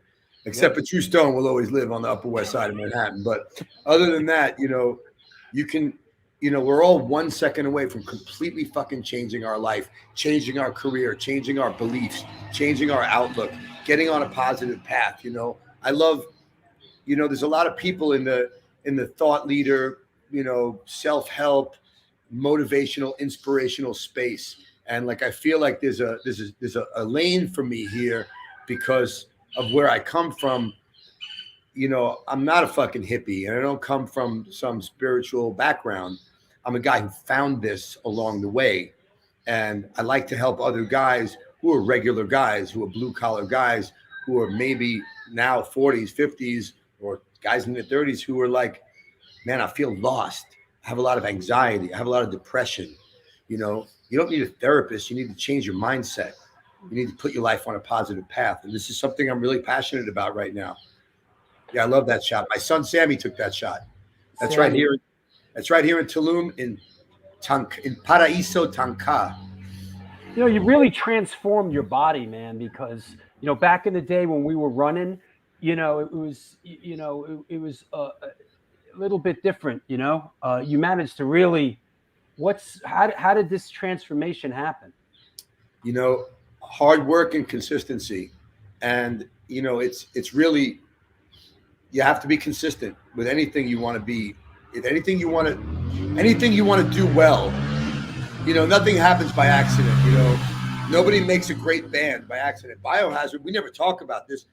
Biohazard, when everybody else was hanging out, we used to rehearse 8 to 12 hours a day, 6 fucking days a week. Yeah. From the 80s. And everyone else would be like, yo, could you come out to blah, blah, blah? Where we can come out after 10 o'clock after we're done rehearsing, because we're going to be in the studio from noon to 10. What are you guys rehearsing for? To be good. Yeah. You know, me, my regimen is a combination of, I weight train about 5 days a week, and I've had some really bad shoulder injuries. So I don't lift very heavy weights. I lift, you know, I went to the gym this morning, you know, I don't think I bench press over 150 pounds, but I do a lot of reps. You realize as you get older, you can continue to build your muscles, but your joints and tendons and ligaments weaken. So now I'm not showing this. I'm not showing this to do a before and after, but yeah, do it, man. This is okay. So this is a bloated Evan Seinfeld who didn't know how to eat. Right. I was eating way too much refined sugar, carbs, white flour, things that don't even go in my body anymore. You know, my diet is organic. I'm pescatarian. I don't eat any. I eat almost very little, almost no gluten. I don't eat any yeast. I pay really close attention to what makes my body feel good. But I go to yoga 5-6 days a week. I have a lot of 2-a-days, right? Weight train in the morning, yoga in the evening. And you know what? I'm surrounded by young people. You know, I have a lot of young people in my life. Yeah, that's about as fat as I ever got right there. Do you remember that? That was the Suburban Discipline Tour. We did in your Suburban. Yeah, you know? we used to just go out. Yeah, I do remember that. Yeah. But you know, I you know, diet, exercise. I think yoga is really important. It's like, you know, back in Brooklyn, I never even thought I did yoga. Somebody would say, yoga, what's the matter with you? Somebody would slap you. Is yoga a big part of your daily routine? Yeah, like if I have a choice, if I can only do one workout and it's gym or yoga, now it's yoga. Chris Contos has lost 150 pounds, and I was one of your inspirations. Chris, you've always been one of my inspirations to be fucking alive. Chris Contos was like, I love that guy. Chris Contos is a guy that makes me smile just to say his name and to be in the room with him. Positive vibes. Chris, come down and hang out with me, bro. I got a guest room for you in my condo. Hey, speaking of the Suburban Discipline Tour, remember what we used to do? Yo, fuck that guy, and yo, we love that guy. And like someone would just throw the name Chris Contos. We'd be like, yo, we love that guy. You know, or that bouncer last night in front of the yo, fuck that guy. There was a lot of bouncers who were yo, fuck that guy. Yo, fuck that guy. There was a lot of toxic masculinity in the 90s in at these shows. God, you know, I can't tell you. I've been into more fist fights with bouncers at my own shows than with any other category of human. Yeah. That was like a regular thing. It was a constant, man. It was constant fucking. Chris, go to my Instagram at Evan Seinfeld. Chris, send me a DM with some pictures, bro. Love to see your transformation. You know, we're all 1 second away from taking control of our life. If you're out of shape, if you're overweight, contact me. I coach people. Actually, today we just put it live. If you go to mentorship.com, and I can tell you a little bit about what I'm doing if you want to know. So I'm almost finished writing my book, my first book, and everyone expected it to be some, rock stories or heavy metal, backstage tell all. It doesn't really interest me. That's something that's just ego, really. I'm writing a book that's a guide to help men find your passion, your purpose, and your truth, and help you find the inspiration and motivation to make the changes in your life, to live in that truth, build your confidence, and ultimately live happier, fuller lives. It's never too late to start. It's not too late. It's just not too late. Can we? Oh, and I wanted to share one other thing about that. So it's a book. The book will be out end of the year. Mentorship is the book. Mentorship.com. You can sign up and join our mailing list to know when our social network is going live. But it's essentially a social network for conscious men on the path of self-development and a place for positive people to network. And what I've been doing since I've been living in Tulum is I run what's called a men's circle, called the Circle of Brotherhood. And I've got a group of about 150 men all together. We get together probably 15 or 20 of us at a time. Excuse me, am I right there? It's www.mentorship.com. Is that correct? Yeah. Okay, I'm sorry. Go ahead. And put your name in the mailing list if you are interested in this, or send me a DM on Instagram, or go to evanseinfeld.com and send me a message as well.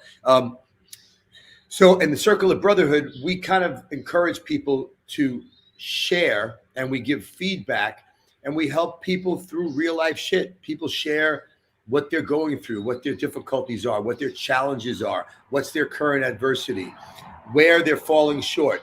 And like a sample question would be like, okay, Drew, you're up. Where in your life aren't you being completely honest with yourself today? What's the lie you're telling yourself? And I want you to just tell it in front of this group of 20 guys. And you're going to say, I've been meaning to start working out, but I'm fucking procrastinating for 5 years. That's about right. That's about right. Lazy. And a bunch of other guys would pop up and go, yo, me too. I was the same, but look at me now. And then one guy would go, yo, I'm a personal trainer, and I'll take you to the gym tomorrow. I'll pick you up at 8:00. Let's go. And guys are really, I assign people accountability partners. And we don't need to go there yet. No, we can talk about that later, though. I don't mind talking about that as well. Some of my business stuff was definitely interesting. I like to talk about what I'm really passionate about now. Yeah. This is the thing, you're the guy from Biohazard. Everybody wants to talk about the urban discipline era and state of the world address era. And like, I'm happy to reminisce, but I'm You know, it's my life, and my time is my currency. And I don't want to waste it all talking about old times. I want to make new memories, and I want to live a life worth remembering. You know, I want people when I die, you know, I want my son Sam to give my eulogy and say, he posted me on Instagram. See if you can find it. He posted a Father's Day thing that's really dope. Actually, look on mine because I had a great response to it, a biohazard response.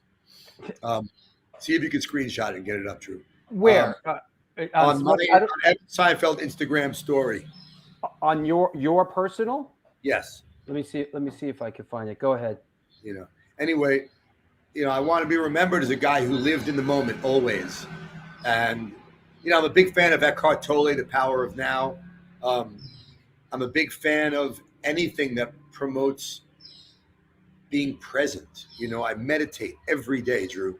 I wake up in the morning, and before I do anything, I meditate and I focus on breath work, and I get centered and I get grounded, so I don't spend all my day worrying about the future, and I don't spend my day regretting the past or living on the glory of the past either. I spend my time trying to do good today for me and the people around me. What am I seeing on Instagram here? I see on my story. Dude, you have 300 things on your story on Instagram. No, it's the last. I think it's like the second to last thing I posted. Oh, I gotta get. My son posted a picture of us, and then I posted I reposted it with a comment. Come on, it's just funny stuff, bro. I got to get through it though. I don't know if I can. I can't scroll. I can't scroll through it. That said, everybody go to evanseinfeld.com. Go check out my story. There you go. My kid posted a picture of us. We were on vacation. As he wrote something like "to the goat." Hobo Cake says, "Who you are now is totally important, Evan. We celebrate your past as well, and are just so excited to be talking to you." Thanks, brother. Bill says, "Spread PMA, Evan." It's funny because positive mental. Mike Pooch. What's up, Mike? Oh, Mike Pooch. Listen, big shout Mike. Out. Yo, we're playing with Mike Pooch a week from today. What's up? Sworn enemy, yo. Yep. Big shout out to Mike Pooch. Hey, listen, Mike Pooch is one of the kindest, most solid stand-up guys I've ever known. And I was going through I've been through a lot of hard times in my life. And there was a time in my life where I had to sell almost everything I owned. It's a very freeing process, but it's agonizing at the same time. And when the smoke clears, you're like, fuck, there were some sentimental things that I had to let go of.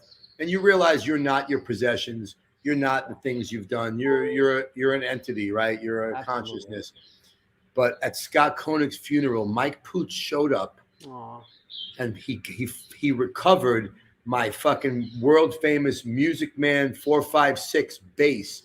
Wow. That was used in the Tales from the Hard Side video, and probably was like my main touring bass for about 8 to 10 years. Wow. And I don't know where I sold it. I don't know who had it. I don't know where Mike Pooch got it, but Mike Pooch kind of re-gifted it to me, and it's proudly displayed in downtown LA. Yeah, here you go. That's the shot. Yep. Check the comment. Wow, Sam's a young man now. That's awesome. You get the joke. It's Father's Day. I go, thanks for not calling me a motherfucker. There you go. Come on, if you don't get that, you're slow, guys. Yep. Sammy. Yep. Sammy. So a little plug right here. My son, at Sam Solomon, is a hip hop artist, and he's getting ready to release his album.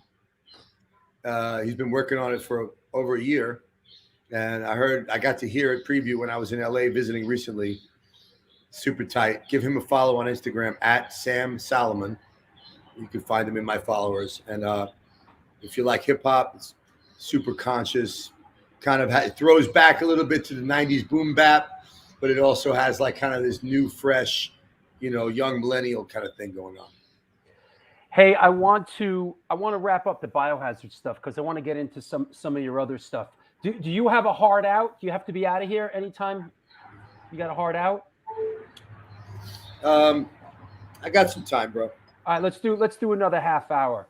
And So let me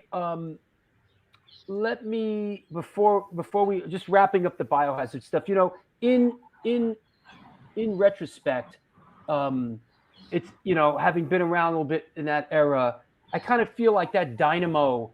What was that? Dynamo 1995, when you guys headlined Dynamo. In a way, that was like the high water mark.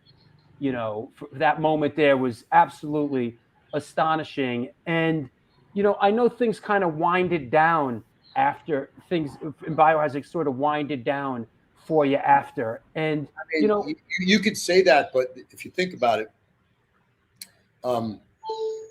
you know, the band stayed together. Like I stayed in the band till 2012.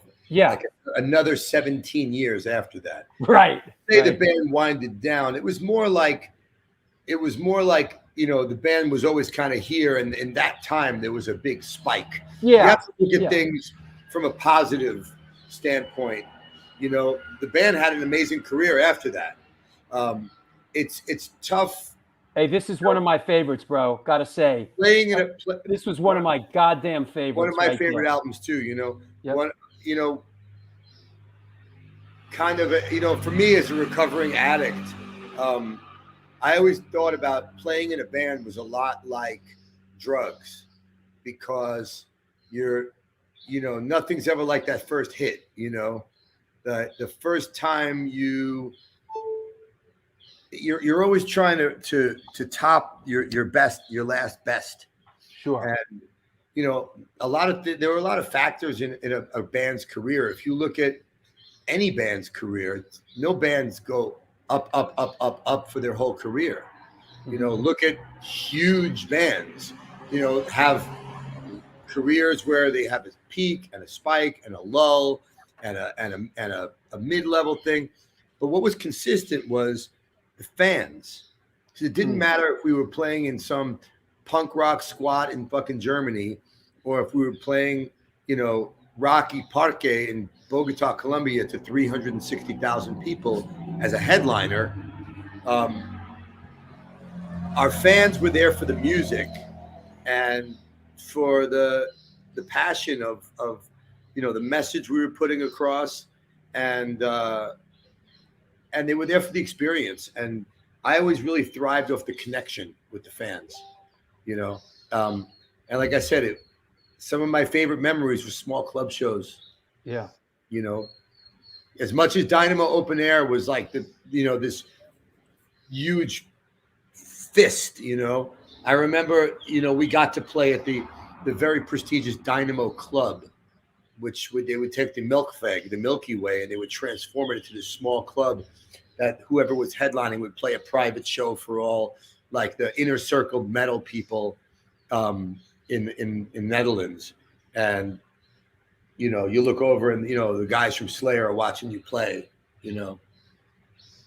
Pretty special, you know. Absolutely. I mean, you know, Biohazard had a lot of great, after State of the World Address, I mean, you know, there was, like in 2000, Biohazard was direct support for Metallica for an entire festival tour. Oh, wait, I got a picture. Go on. You know, playing to, you know, 70 to 100,000 people a night, every night.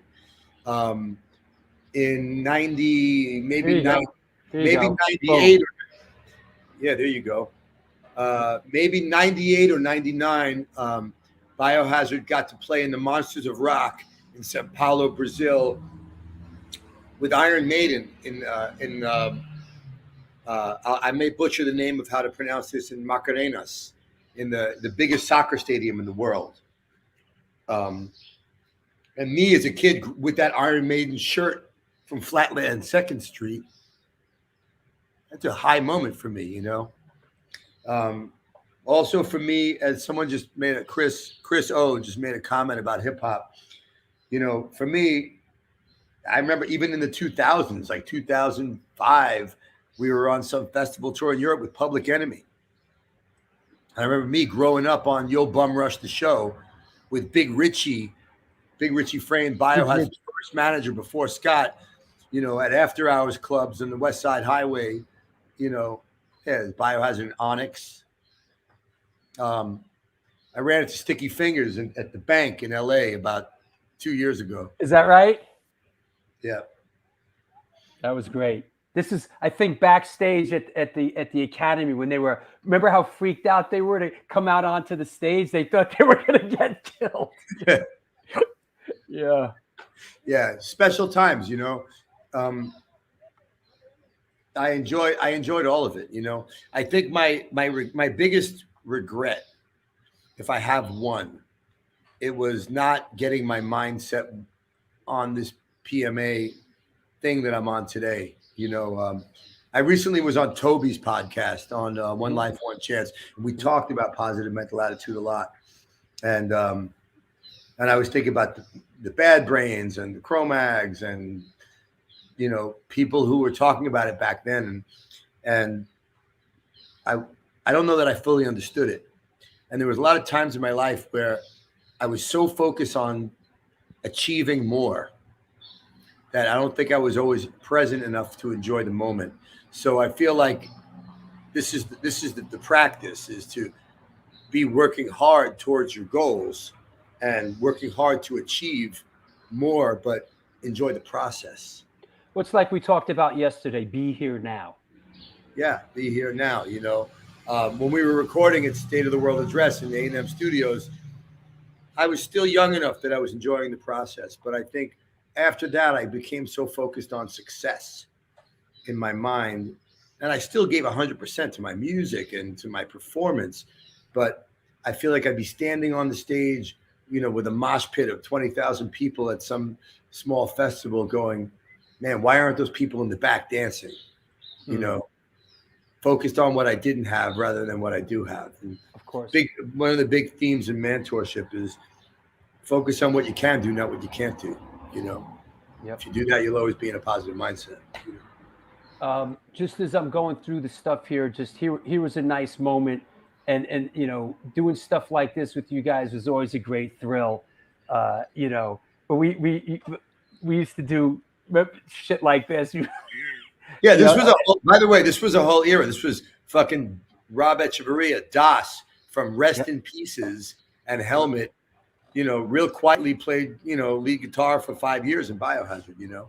Yeah. And those were some great, you know, that was New World Disorder, right? And that era, you know? Yeah. And, you know, here's another one that that I do a lot of really cool things. You know, we would, you know, go to Europe and play a festival with like Paul Weller, shit like that, man. Like we play like Paul Weller, the Red Hot Chili Peppers, and Fun Lovely Criminals. We'd be like Wu-Tang Clan, Biohazard, and David Bowie. Yep. That was like a 6-show tour, and the Prodigy. Yeah. You know? Right. Yep. It looks like in that picture, my beard was holding my bandana on. One last one of sort of like, wait, I got. This is what I don't think you've ever seen this one. By the way, if you want to see some good ones, go to evanseinfeld.com and go to the gallery because there's some great pictures in there. How about you, me, and Pogo? He looks like he's dead. Yeah, well, he was in Manson, right? So, you know. Yeah, so he was kind of half dead. Yeah. Yep, you, me, and Pogo from Manson. Here's a shot that was just sent to me of you and Sam, a young Sam, right? Boom. Yeah, right? This is like on stage at like a show at like L'Amour's or Sundance or something. Yeah. I used to take Sammy and throw him into the crowd and let people dance. Let him fend for himself, right? Hey, let me take my last sponsor break real quick, and we'll come back and let's talk just a little bit about Oz and Badass TV and a couple other things, and we'll take some questions from around the world. All right? All right. That's right. This is the New York Hardcore Chronicles Live 200th episode. Thank you all for your support through the past 2 years. We are sponsored by New York Hardcore Comics, The Organic Grill, the Texas Silver Rush, DTFM Vinyl Distro, Chacho's Tacos, 126 Hardcore Clothing, Grunge and Grime Soap Company, and Since 1992, Generation Records has been a mainstay of the New York metropolitan area music scene. Today, they offer a diverse selection of new and used rock, jazz, indie, hip-hop, punk, hardcore, metal, blues soundtrack, and reggae LPs, as well as t-shirts, posters, and other merchandise. They buy used record collections and music memorabilia and will pay you top dollar for them. House calls made for large collections in the tri-state area. Call or email generationrecords@gmail.com. Follow them on Facebook and on Instagram. Of course, our first sponsor that ever came on board, we are eternally grateful, New York Hardcore Comics. They opened in 2013 selling comic books, punk rock and hardcore memorabilia, toys, statues, skateboard decks, tapes, vinyl, and all things horror. We love helping bands push their demos and new tracks, so please stop by and drop off your new music. We have in-store events like Magic the Gathering and Warhand tournaments, plus meet and greets with some bands and live performances. Open 7 days a week and shipping worldwide. Find us online through Instagram, Facebook, Twitter, and eBay. Located at 117 Main Street, Dobbs Ferry, New York. www.newyorkhardcorecomics.com. So here we go. Want to remind everybody again, please support the show. We want to continue to be able to do this. There is a Patreon page. There is a PayPal page right there. There's a super chat if you want to ask Evan a question, but please support the show. We must continue our journey in doing this show. Yes. Where's your photo of the Biohazard tattoo? I got to find it, man.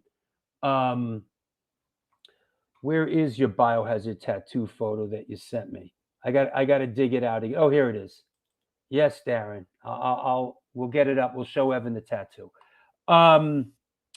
Yes, great show. I'm glad you tuned in also. And if anybody else out there is wondering, if you're watching this on rerun, please subscribe to the show. There's a subscribe button right there. You'll get alerts. There are a lot of new shows coming up. 200 shows into it. So, you know, we're going to continue to do our thing. Let's see. I think we're good. We're going to start in with some questions from around the world. If you have any questions, feel free to post them up. Let's bring Evan back on. I think I covered everything. That said, Astoria Lou, I'll pick you up tomorrow. We're going to Rockaway Beach. Here he is, our guest, Evan Seinfeld. All right.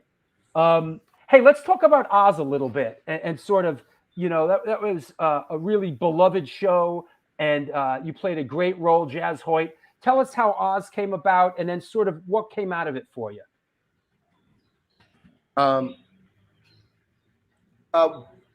know, it's such a long story, but big shout out to Monty Conner from Roadrunner. His wife Kelly informed me that Dean Winters and a few of the other guys, Dean Winters, who's Mayhem from Allstate, were fans of Biohazard, and I invited them to the Hammerstein Ballroom show we played with Insane Clown Posse. And these guys came down, and next thing I know, I'm meeting Tom Fontana. And the next thing I know, I had done an interview in some, I want to say it was like Billboard or something very mainstream. One of those roundup interviews where they ask like musicians or artists, what would you be doing if you weren't the lead singer of Biohazard? Right. I would say, I'd be playing a bad guy on Oz, my favorite show in the world. And this came back to like Tom Fontana, and I ended up having one of the greatest experiences of my life. I got to, it was like I'd never really acted before, and they threw me in. You know, half of my acting reel is with J.K. Simmons, who has the Oscar for Best Actor in Whiplash. Right. So, like, not a lot of people can say that, you know. But if you go to evanseinfeld.com, actually, all my Oz episodes are there. You can watch all of it. I got to work with you were on Oz for what, six years? 6 seasons, and they were hour-long, no commercial episodes. Lesser known fact, Oz was the first cable series in history. Before Oz, there was never a show without commercials. It was the first original series on HBO as well. It was and from Oz came The Sopranos, Sex and the City, of course, and you know the rest is history. But I got to work with some incredible, talented people, and great people from Eamon Walker, Lee Tergesen, Christopher Maloney from Law and Order SVU. I got to work with Eamon Walker, Luis Guzman.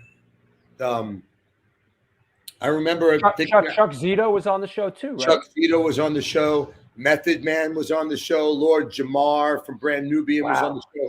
Tretch from Naughty by Nature. But those guys were all guest stars.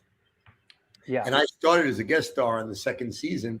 They brought me back on the third season, and I had to dip out for the Sepultura Biohazard tour. Yeah, I remember that one. And after that, we got into it, and I really started like going to acting class and studying and getting in shape and really wanting to pursue acting as a career, because it's an incredible vehicle, you know, because if you can act, you can act, you know, you can do a lot with it in your life. I remember after the last season of Oz, after they promised the show would never come back, the end of the sixth season, my character made it all the way to the end. And the stat that I have is my character had the most kills versus dialogue of the show. You know, like if my character had, you know, 500 speaking lines, I had like 17 murders. Sure. The ratio, there was a clear imbalance between yeah. I was like, Tom, why can't I have more talking and less killing? He's like, I gotta say, Evan, you're kind of good at the killing. Right. He's and like, unbelievable. He's like, I worry about you. And didn't you meet one of your former wives through Oz? Yeah, my second wife, Tara Patrick, who became the most famous porn star in the world from about 2005 to about 2004 to about 2008. She had her own show on Playboy TV called Night Calls 411. And it was some real Hollywood shit. Her producer was calling HBO, trying to get in touch with me. She wanted to meet me. And when I found out who she was, you know who there was a girl named Anna Lee, Swedish New York photographer. Who of course. At the time, she was dating Sal Asbrucato from Typo / Life of Agony. I remember Anna Lee, yeah. And I called up Anna Lee. I was like, Anna Lee, I got a message from some girl named Tara Patrick. And she was like, oh my God, she's like the hottest girl in the world. You got to go meet her. And we started talking. I remember I flew out to LA to meet her. And we fell in love and we got married and we stayed together for like 7 years. And that's how I got into the adult business. Yeah. And ended up working with people like Hugh Hefner and Larry Flint and, you know, building companies. It's kind of where I honed my business skills, because the adult entertainment business is kind of like Hollywood, but like this big. Right. And there's no like corporate bullshit. You have an idea, you can execute on it. And, you know, porn in those days was something that sold itself. Is that when you put together Create Media? No. In those days, I had a company with my ex-wife called TerraVision. Tell us about that a little we were bit. a huge award-winning studio. I mean, I never dreamed I'd make this kind of money, but we were making millions in those days. And I continued to do Biohazard just out of the love of doing it. But I would, you know, we used to produce movies, make websites. We won a lot of awards. We worked with all the biggest stars in porn. I was very big in putting on events. We worked a lot with the big nightclubs like Tao, and we would host, like, I would come up with ideas. We're having the porn star ball, and we're going to have 100 porn stars in lingerie. Yeah, there's me, Tara, and 50 Cent, and a young Sammy right there. Mm-hmm. This was, I think, at Bamboozle. But, you know, we were kind of like a celebrity couple in LA, and paparazzi following us around and shit. But it was a cool time, because in those days, you know, this is before the advent of my company, Create Media, which is a company that owns platforms for people to monetize their own content. Is that is my girl and is my guy? Ismygirl.com. Explain a little bit to us what that's about. In 2016, I had an idea, and my friend Don Hellinger, who was the owner and editor-in-chief of Inked magazine, came up with an idea. Why don't we make a website, like an app, where models could post their own content, sexy content, whatever they wanted to. Didn't have to be pornographic per se, but the racier it would be, the more people would pay to kind of make their own money selling content. And we launched the same time as OnlyFans in 2017. And we were wildly successful. We made a lot of money. It was really amazing time. We exploded in the pandemic.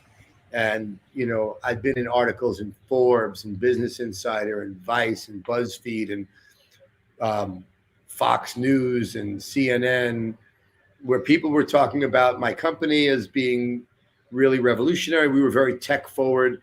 My partners in my company are StreamMate, who is the most successful company in the adult business. They're the live webcam engine behind every live webcam that matters, really. In terms of the premium webcam space. And they gave me a bunch of technology to let people do live streaming from their phone, from their browser early on. And we were helping people. There were, you know, broke people. There was, you know, women who were at risk, single moms who couldn't afford to support themselves, who suddenly were making 5, 10, 20, 30 grand a month, posting sexy selfies, and kind of pretty tame, the majority of it. And, you know, we had all this press about it because people were changing their lives using our technology. Mm-hmm. And we were also, like, unlike OnlyFans, we had a homepage where you could browse through creators. It was an interesting exercise. You know, I like creating stuff. I like building stuff. Ismygirl is actually fully rebuilding right now into a single page application. So it works almost like Facebook now. And there's going to be a huge relaunch coming up really soon. And we launched Inked Girls for inkedgirl.com for tattoo models. And we launched ismyguy.com, which is our site for men, which is a primarily gay site, and is very successful as well. And I did that for, you know, I started that company in 2016. And Create Media also, we build technology for other people. You know, people come to me and say, I want to build a platform that's like Instagram. I want to build an app. We have developers. We have a marketing arm. I'm interested in business. I like building things. And you were married to Lupe Fuentes for a couple years, and you had you did a whole bunch of stuff with her, correct? Yeah. Well, Lupe was my third wife. We split up about 2 years ago, but we were together for 12 years. And when I met Lupe, she was a huge internet sensation. We were very successful in the pay site space. We had a lot of very successful websites. She helped me build a lot of my business. She's a very smart girl. And she left the business very early into our relationship, about 2 years in. And she was into music. She grew up in Spain. She's Colombian, and she wanted to become a DJ and producer. And I managed, just the same way I managed Tara's career, I managed Lupe. And Lupe became a very successful house and techno DJ. And she's played alongside everybody from Roger Sanchez and Nora and Pure to Kerry Chandler, Joseph Capriati, New York house legend Todd Terry and Junior Sanchez, shout out. To like a lot of the big European acts. She's actually over in London right now playing. Good. Let's poke around. Let's take a couple of questions. And sure. So now would be the time. Post your questions. Don't be shy. Try to make them versatile. You know? Let's see what we got here. Here's an interesting one. Evan, do you still have a car collection? Like I mentioned, that black and red hot rod was badass. I remember seeing you driving your Suburban with flames on the front. Hey, and it looks like Ralph Torres is in the Rumblers. Big I think that's Ralphie Bizzo. I think that's from Disassociate. Yeah. Hey, Ralphie, what's up, man? I currently don't have any of those cars. I've owned about 75 muscle cars and hot rods in my life, choppers, motorcycles, stuff. I'm not a guy who hangs on to stuff. I like to buy something, build it, drive it, enjoy it, sell it to somebody else. Get bored of stuff pretty quickly. Realize, one of the concepts in two of the main concepts of mentorship are embracing the beauty of impermanence and embracing the power of change. So you have something cool, don't be afraid to get rid of it and get something new. I apologize, Ralph. No, it's Ralph Rumbler. Okay, Ralph. I apologize for that. I saw the Rumbler's patch on his icon, so I knew what it was. Evan, please tell us about filming Damnocracy. We're so happy to see you on the show. A lot of people have been asking about that. Can you give us a little perspective on what it was like? I mean, that was the Supergroup show, right? I think that was like 2006 when I was with Tara. And I was very fortunate to be cast. My friend Eric Luftglass was working at VH1 with Rick Krim. And this was when reality television was exploding. And they put together a really cool rock and roll reality show called Supergroup. And they put 5 quote unquote rock stars, they called it, to live in a mansion together in Vegas. It was Ted Nugent, Sebastian Bach, Jason Bonham, son of John Bonham, right, Scott Ian from Anthrax, and Evan Seinfeld of Biohazard. And we had Doc McGee was our manager, and we were a band called Damnocracy, and it was really fucking fun. And there were cameras rolling in every room of the house. There was like 40 camera people. Everywhere I went, there was a camera. And I remember if I wanted them to not show what I was going to say, I just pull my pants down because they wouldn't show me naked. So, but I remember feeling like there was some moments I was like, fuck, I wish they would turn the cameras off. I need like 5 minutes, But we had a lot of great times. And I have such a huge connection with all of these guys just from that short time period. But we wrote a little music. Me and Sebastian wrote some songs. Is that Sebastian singing? That looks like Jerry Cantrell. That is not Sebastian. That is the Road Recovery Jam. That's Wayne Kramer from the MC5 on the left. That's Tom Morello. That's me, and that's Jerry Cantrell. And Gilby Clark and Don Waz is there. Oh wow. Okay, so I got that. It's close, but no cigar. If you Google Supergroup, VH1, you'll find a picture of us. There you go. Anyway, it was fun, and we had a lot. We did like a sexy episode where we did a photo shoot with Sebastian's hot wife and Tara, and they were like, of course, like I had my chopper in the bedroom, and it was some really excessive rock star madness, Okay. And it was fun. I took advantage of it. They were like, Evan, you can do whatever you want. We have a budget for anything. I was like, get me a limousine and take me to the strip club, but I need a pile of ones. Yeah, there you go. That was shot in LA, right? Las Vegas. It was shot in Las Vegas in a mansion that used to be actually owned by, I want to say Liberace owned it, and then Whoopi Goldberg owned it.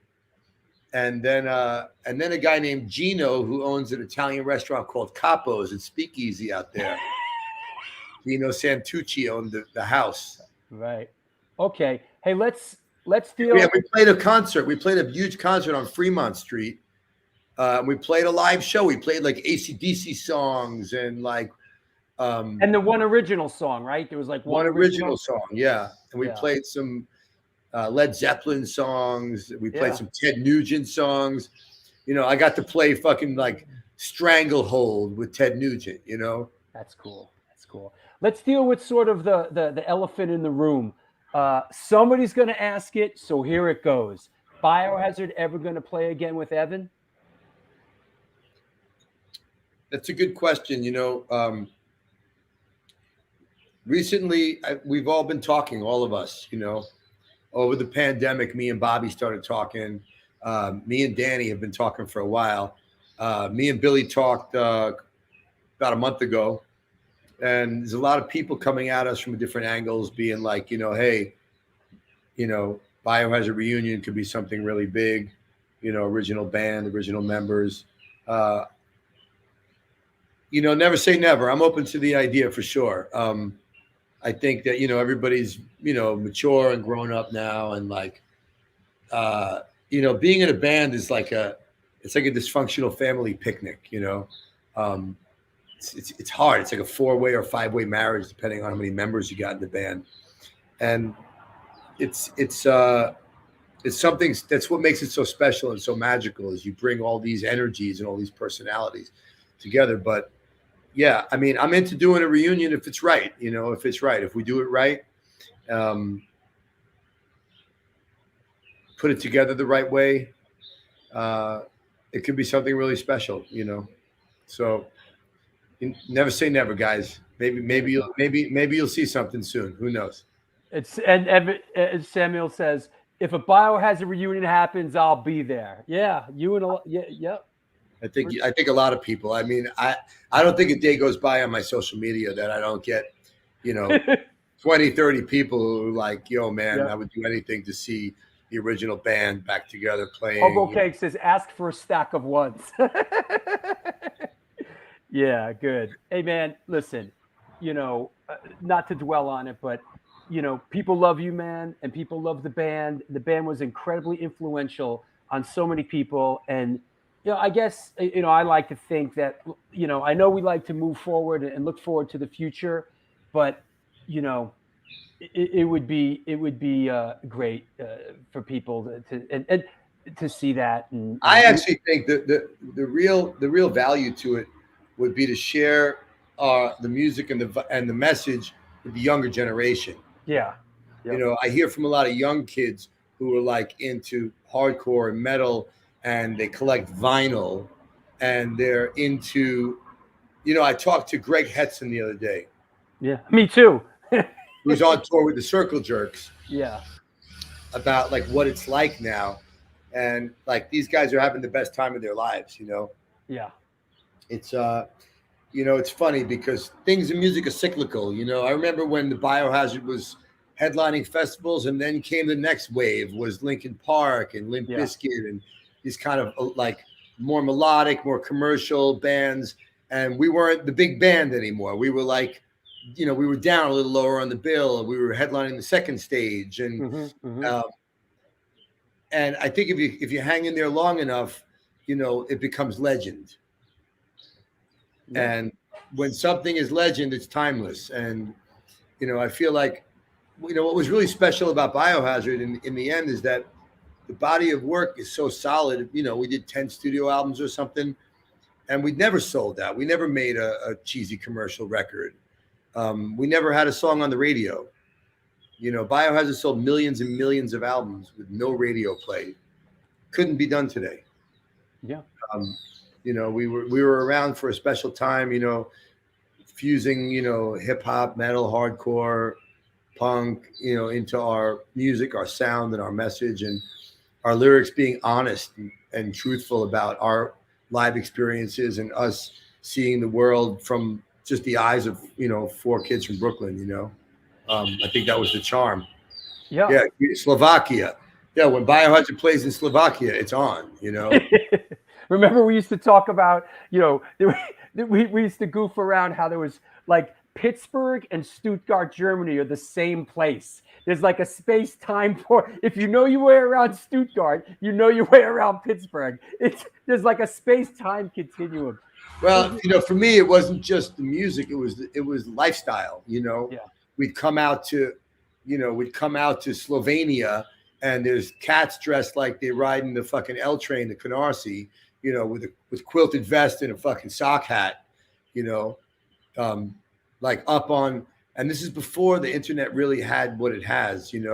People would like go out of their way to like become part of the subculture, and it's cool. You go to Japan and there's guys in the crowd with the exact same tattoo that you have. Cool experiences. And speaking of which, this is a big fan of yours and a big fan of the show. I just want to post this. He sent it to me, the Biohazard tattoo. And Lord knows you've seen a lot of them through the years, but I want to shout out Darren Diggle. You know, there you go, buddy. And, you know, this is something you've seen a lot of these through the years, and it must really, it must be pretty incredible. We've got hundreds and hundreds of pictures of these, maybe thousands. Yeah. It's incredible. You know, it was like we started a tribe. Yeah. You know, it never ceased to mean the world to all of us to see somebody mark their body with our logo, you know. Yep. Hello from Israel. Yeah, we played in Israel, 94. You played in Israel twice, right? Or once? No, 2 nights, 1 trip. Ah, got it. Okay. Club Roxanne in Tel Aviv, sold out. Yep. Mosh pit in Israel. I was just in Tel Aviv a couple like 2 weeks ago. You know, I want to post. This is from my collection. These are my laminates from that very special time. And I just want to say, man, that like, you know, I learned a lot from you guys. I really did, and you guys put me on, and I'll always be appreciative for that. You know, I really learned a lot with you guys, and I really appreciate it. Is this the first time you cried in 200 episodes? Or you just No, Michael Graves made me cry, and Mike Judge made me cry. But I get choked up, man, because you guys really put me on and showed me the world. And I got to shout out Paris Mayhew too. You know, he was a big part of it. And you know, these are the laminates from that era. You know, that I worked with you guys, and so many trips, so many tours, so many great places was so incredible. And I just want to say that, like, you were always such a fearless performer, man. And I always had, you know, such respect for you as a performer. Like, you know, 1 second, you know, you and I would be laughing and joking and rolling dice and just goofing on our inside jokes. And you would turn around and walk out on stage at Donnington in front of, you know, 150,000 people. And it was just so incredible, man. You were always such a fearless performer. I just want to say that, man. You know, I always felt grateful for the opportunity, that it was a long way from John Wilson's Junior High School Battle of the Bands. And I always felt like you got to leave it all out on the stage. Like, you know, I never wanted to not give 100% to it. And I was fearless. I loved it, man. It was, for me, that was the juice, man. Yeah. I wasn't there for the money. I was there for the electricity. I was there for the feeling of put your fucking fist in the air and everybody would do it. That's power, you know, like togetherness, not like my power. It's like their power, you know. Our. Third time I've cried on the show. All right. You happy now? Yeah. Any other questions for let's get some other questions going. We got a couple more minutes. Anything? Boy, we got through a lot of stuff. Hey, you know what I want to ask you? Your right arm. What do you do with your right arm? Why'd you black left out? arm. Left arm. Why'd you tell us about that? You know what? I wasn't the first guy, but I was early in the blackout movement. It's part of a modern tribalism. It's just something that looks really fucking kick-ass. Reminds me of like guys from Apocalypto or something. Yeah, right. Yeah. You know what? Like I said, I don't hang on to stuff. My left arm was tattooed just like my right arm, and no, I wasn't covering anything up specifically. Right. I just thought, how cool would it look to just have to be like a cyborg? Yeah, there you go.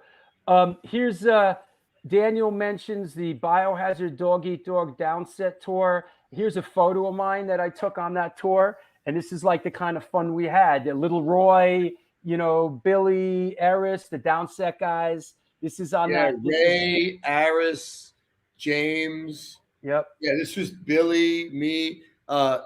This is when I was like first living in LA, and like I was dressing like a vato. Yeah. Little did we know that I was going to become a Mexican citizen at some point. But if you look at it, that's a Biohazard mural that me and Aris and James made. All day long you made it. I remember. I shot it. We would do this. There's got to be I don't know, 70 or 80 of these around the world. And the Downset guys, they were in a big graffiti crew, UTI or CBS or something. I'm saying it wrong. I hope I'm not offending anybody. They were big graffiti artists from LA. And, you know, I grew up in New York around the graffiti scene. And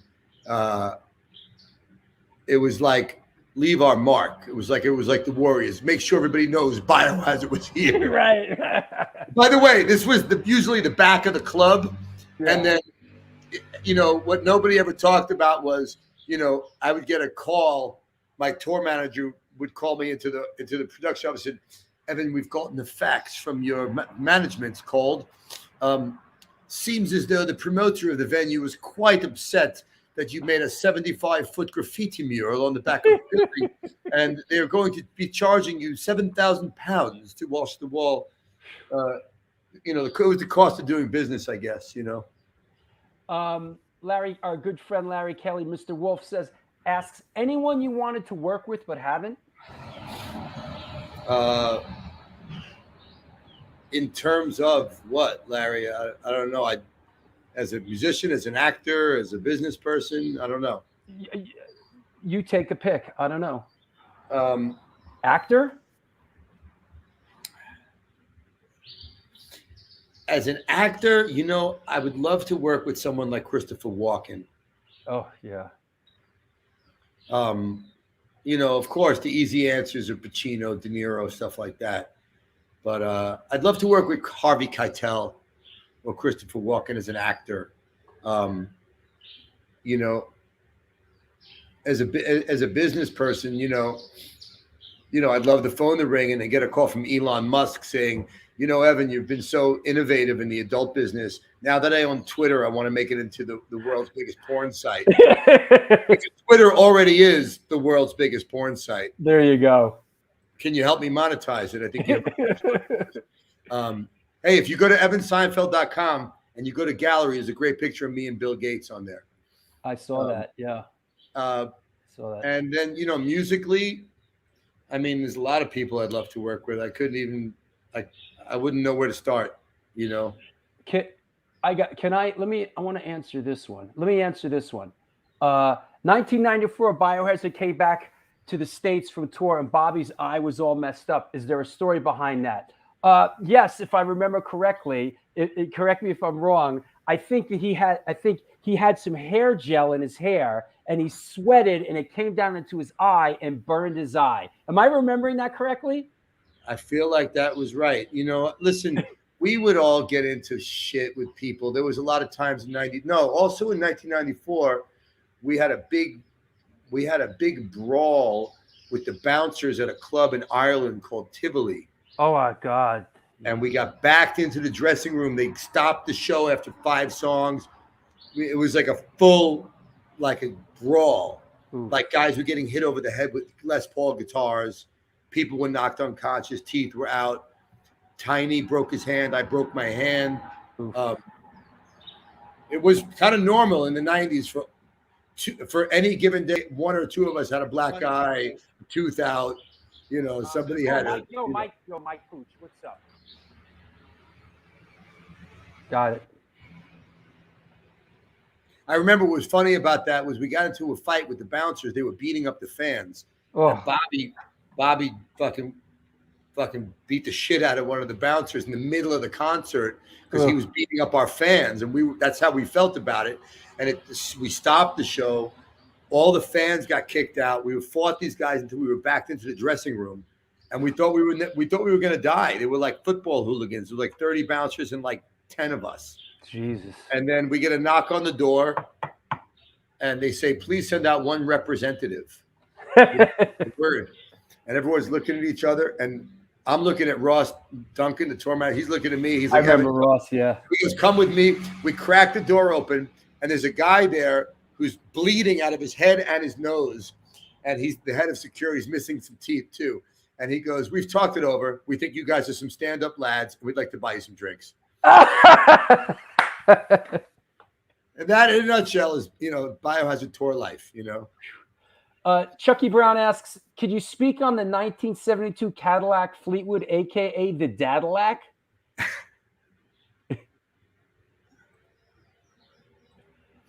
Oh, and also on the set of Oz, someone from Kiss kicked open his door and found I'll do evidence these under. quick.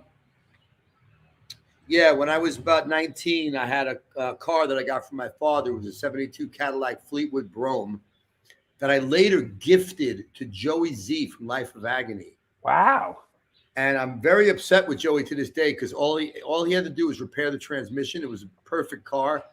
And he never did it. And the car got tagged and towed, never to be heard from again.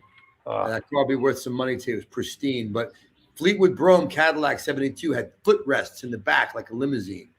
And when I had nowhere to live in 1988, I slept in that car for 3 months, parked down by Rockaway Beach in the Ponsit. That was my home, man. I lived in that car. Wow. Special car for me. And I got it from my father, aka the Cadillac. My father was going to junk it because it needed a new drive shaft and a U-joint, and he didn't feel like dealing with it. That's the car. That's the car that the trunk is about the size of my apartment here in New York. Well, it's funny. I roadied for Carnivore with that car because Pete had those giant PV bass amps that were bigger than SVTs, and I could fit one in the trunk and one in the back seat. And we used to fit Louis' drums and the bass amp in the trunk, and we would fit Pete's bass amp in the back seat with the guitar stack and the guitars. The whole Carnivore fit in my Cadillac.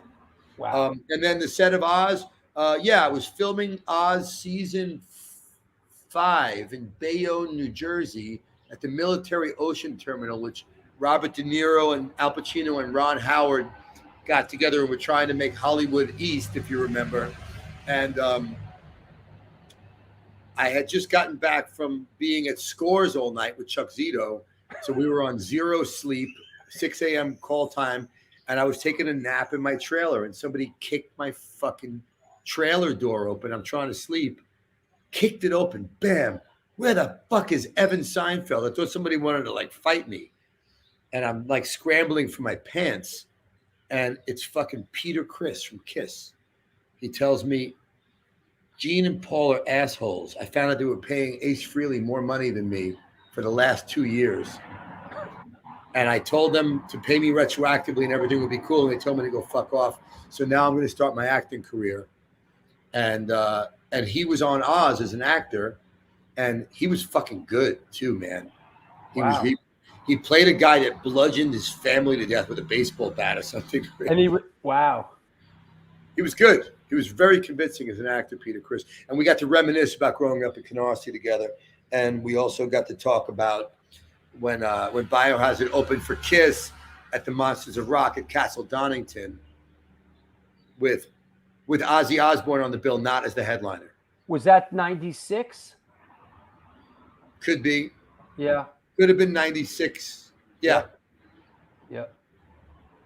Was that the Donnington show that ended up in sort of a melee? No, that was 94. That was 94. That was 94, which I think was like Pantera, Skid Row, Guns N' Roses. Yeah. And we were on the second stage, and they had a barricade that was like 20 feet from the stage. Yeah. We were trying to play, and we just sucked. And we told the fans, come over the barricade. Right. And the year before that, a bunch of people got like trampled and some people died, and we didn't know about that. And we were just, our fans know what to do, you know what I mean? And it turned into a riot once again, Wow. I remember we were on MTV News. Biohazard are dubbed bad boys of Donnington as they've chaos. Remember Billy? Chaos. Yeah, this is the chaos times. A lot of fun times, man. You couldn't write a script like this if you wanted to make a movie about, 4 guys from Brooklyn going out, seeing the world, and having a great time. Yeah, I might have to roll up my sleeves and make a Biohazard documentary someday. I'll bet Netflix would buy something like that. There you go. Michael Gibbons from Leeway says, I remember the Cadillac well. Mike Gibbons from Leeway was my guy. We used to hang out at Rockaway Beach together. We were all starting out. Mark of the Squealer. Yeah, there you go. So hey, we're almost 3 hours in. Let's wrap it up. I gotta go. I have to go back to my life. Yeah, I just want to say thank you so much for being on the 200 show, man. And I love you and I miss you, and I hope I see you soon. Anybody you want to shout out? Anything you want to remind us of? So many things. Well,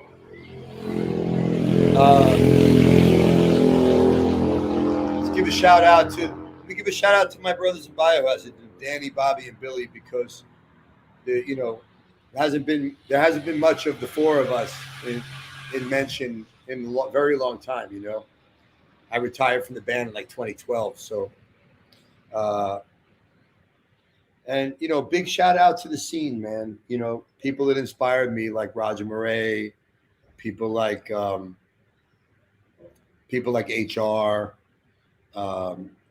people like, Paris and John and Harley. I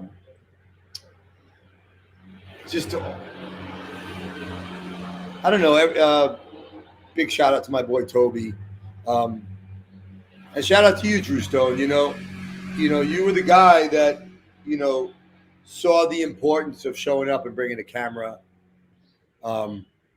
documenting things that were happening. I know we have tons of footage out there from the making of this and the making of that. And big shout out to my son, Sam. Happy Father's Day to my father, Ira Seinfeld, 81 years old, Pop, still throwing down.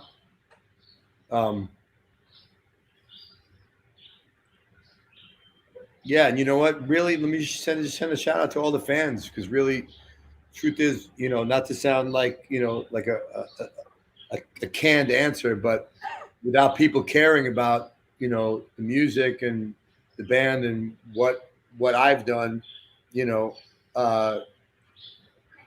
not a career to be had. The music is still the music. I'm working on a solo album right now. I have my new electronic project as well. Big shout out to my partner Tavi Castro in that. It's called Memento Mori. And if you're interested in what I'm doing, or you want to connect with me in any ways, whether it be business, personal, or otherwise, you can go to my Instagram at Evan Seinfeld, or you can go to my website that went live today. That's evanseinfeld.com. And if you're interested in self-development, if you're interested in putting your life on a positive path, go to mentorship.com. I'm available for personal one-on-one coaching, and I will be launching a full-scale program to help men globally achieve their hopes and dreams. Fantastic. Drew, thank you for the time, man. My pleasure. I love you, man. And like I said, you're a big part of my life, and I'll never forget who put me on, bro. I'll talk to you soon, man. Hey, kind of like as if you were Mr. Hand and I was Jeff Spicoli. So kind of like if you're here and I'm here, isn't it like our time? Respect, Drew. I love you, All right, brother. I'll talk to you later, man. Bye-bye. Easy. Woo! Woo-wee! Yeah, that's what's up. That's what's up. This is the New York Hardcore Chronicles Live. Stick that in your fucking pipe and smoke it, all right? God damn, that's what we do. Thanks a lot, everybody. It was a great show. And I want to thank you all so much for supporting me in my dream of being an independent artist with my film and my music, and with this show. It's been a long, fantastic road, and just connected with so many people around the world, and such a fortunate, grateful person. I just thank you all, and doing something that I really love doing, man. So I want to thank you all so much. And there's a lot of great shows coming up, and like Chacho's Tacos says, right? We ain't going anywhere anytime soon, right? We got a whole bunch of stuff coming up. We'll be back on Wednesday, and lots of great shows, man. Lots of great shows. Hey, want to shout out Dan Nastasi from Kings Never Die and Dog Eat Dog. Thank you. A lot of people tuned in today. Larry Kelly, Mr. Wolf, thank you so much. Everybody, man. So, Scott Gajewski, my man. Lots of people, man, today. Just what a great show. Just so it's nice to hit one out of the park every once in a while, I think that's the third time I cried on the show, right? Michael Graves, Mike Judge, third time. I didn't get a chance to show all the pictures, there's a bunch of them that I didn't get to show. So many great photos, such an incredible history that I have with these guys, come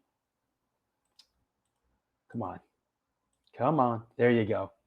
Here's a great one of me and the Biohazard guys, God, I love these guys. I had so many great times on the road with these guys. I learned so much. Here's a couple other ones. So many great times around the world, a bunch of times, Japan, fuck. Yeah. Yep. Good stuff. That said, I could go on. There's so many pictures that we didn't get up. Well, here's a great one. I've put this up before. This is the making of Tales from the Hard Side. Paris Mayhew, and check out that old flip phone I'm rocking there, huh? Who's feeling that flip phone, right? So, see if there's any real important ones. Here, me, Evan, Scott, Ian, and Bob Kulick. God rest his soul. Here's one of us back in the day. I've got like hundreds of photos of me and the Biohazard guys, All right. Yeah, I think I put this one up. Me, Evan, the Insane Clown Posse, and tattoo artist Paul Booth. Great stuff. Great memories, man. So fortunate to have these great memories. So let's leave it on that great note. This was the New York Hardcore Chronicles Live. We'll see you on Wednesday. Happy Father's Day, everyone. Until next, do good things.